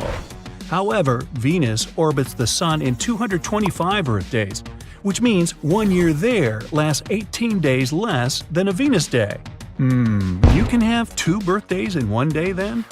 Well, 2 birthdays in a day could be one of the good sides, But the downside is that on Venus, it rains sulfuric acid and snows metal. Not so fun anymore, huh? The Earth is cool itself. Being 4.5 billion years old and the only known planet that supports life, it also has more trees than there are stars in the Milky Way. 3 trillion, while there are only 100 to 400 billion stars. We may have counted trees, but still, so little do we know about our ocean. Only 5% of it is explored, so we know less about it than about Mars or the Moon, whose surfaces have been fully mapped. It's funny how outer space is just 62 miles away from us, counting from above sea level on our planet. Seems so close, I sometimes go that distance just to have my breakfast. And yet, only 5% of the universe is visible from Earth. 68% of it is dark energy, while 27% is dark matter, which we can't see with a telescope. So close, yet so far. We will always see the same side of the Moon, no matter where we are on Earth. The Moon rotates on its axis at the same speed it orbits the Earth. This is called synchronous rotation. Sunsets on Mars are blue. That happens because the fine dust on the red planet has the size perfect for blue light to efficiently penetrate the atmosphere of Mars. So the blue light scatters, after which it stays closer to the direction the sun goes, unlike the light of other colors. The universe is full of wonders, and one of them is a planet made of diamonds. Yay! It's twice bigger than the Earth, and scientists believe it's mostly covered in diamond and graphite. Now to get there, you might probably need that $12 million spacesuit, together with a really expensive ship. But if, and that's the key word here, you manage to go there and back, you may even easily pay it off. Scientists also have some predictions as to the end of everything. Oh boy, ready for this? At its early stages, the whole universe was dense and compact, so it was really thick. But after around 400,000 years, it kept expanding, which made it more transparent. All of this encouraged releasing light we know today as the cosmic microwave background, or CMB. It's like if you turn your TV on an empty channel and switch off the cable, you'll see the static black and white dots moving on your screen. There's something like the CMB, and also an afterglow of all that energy that was released during the Big Bang.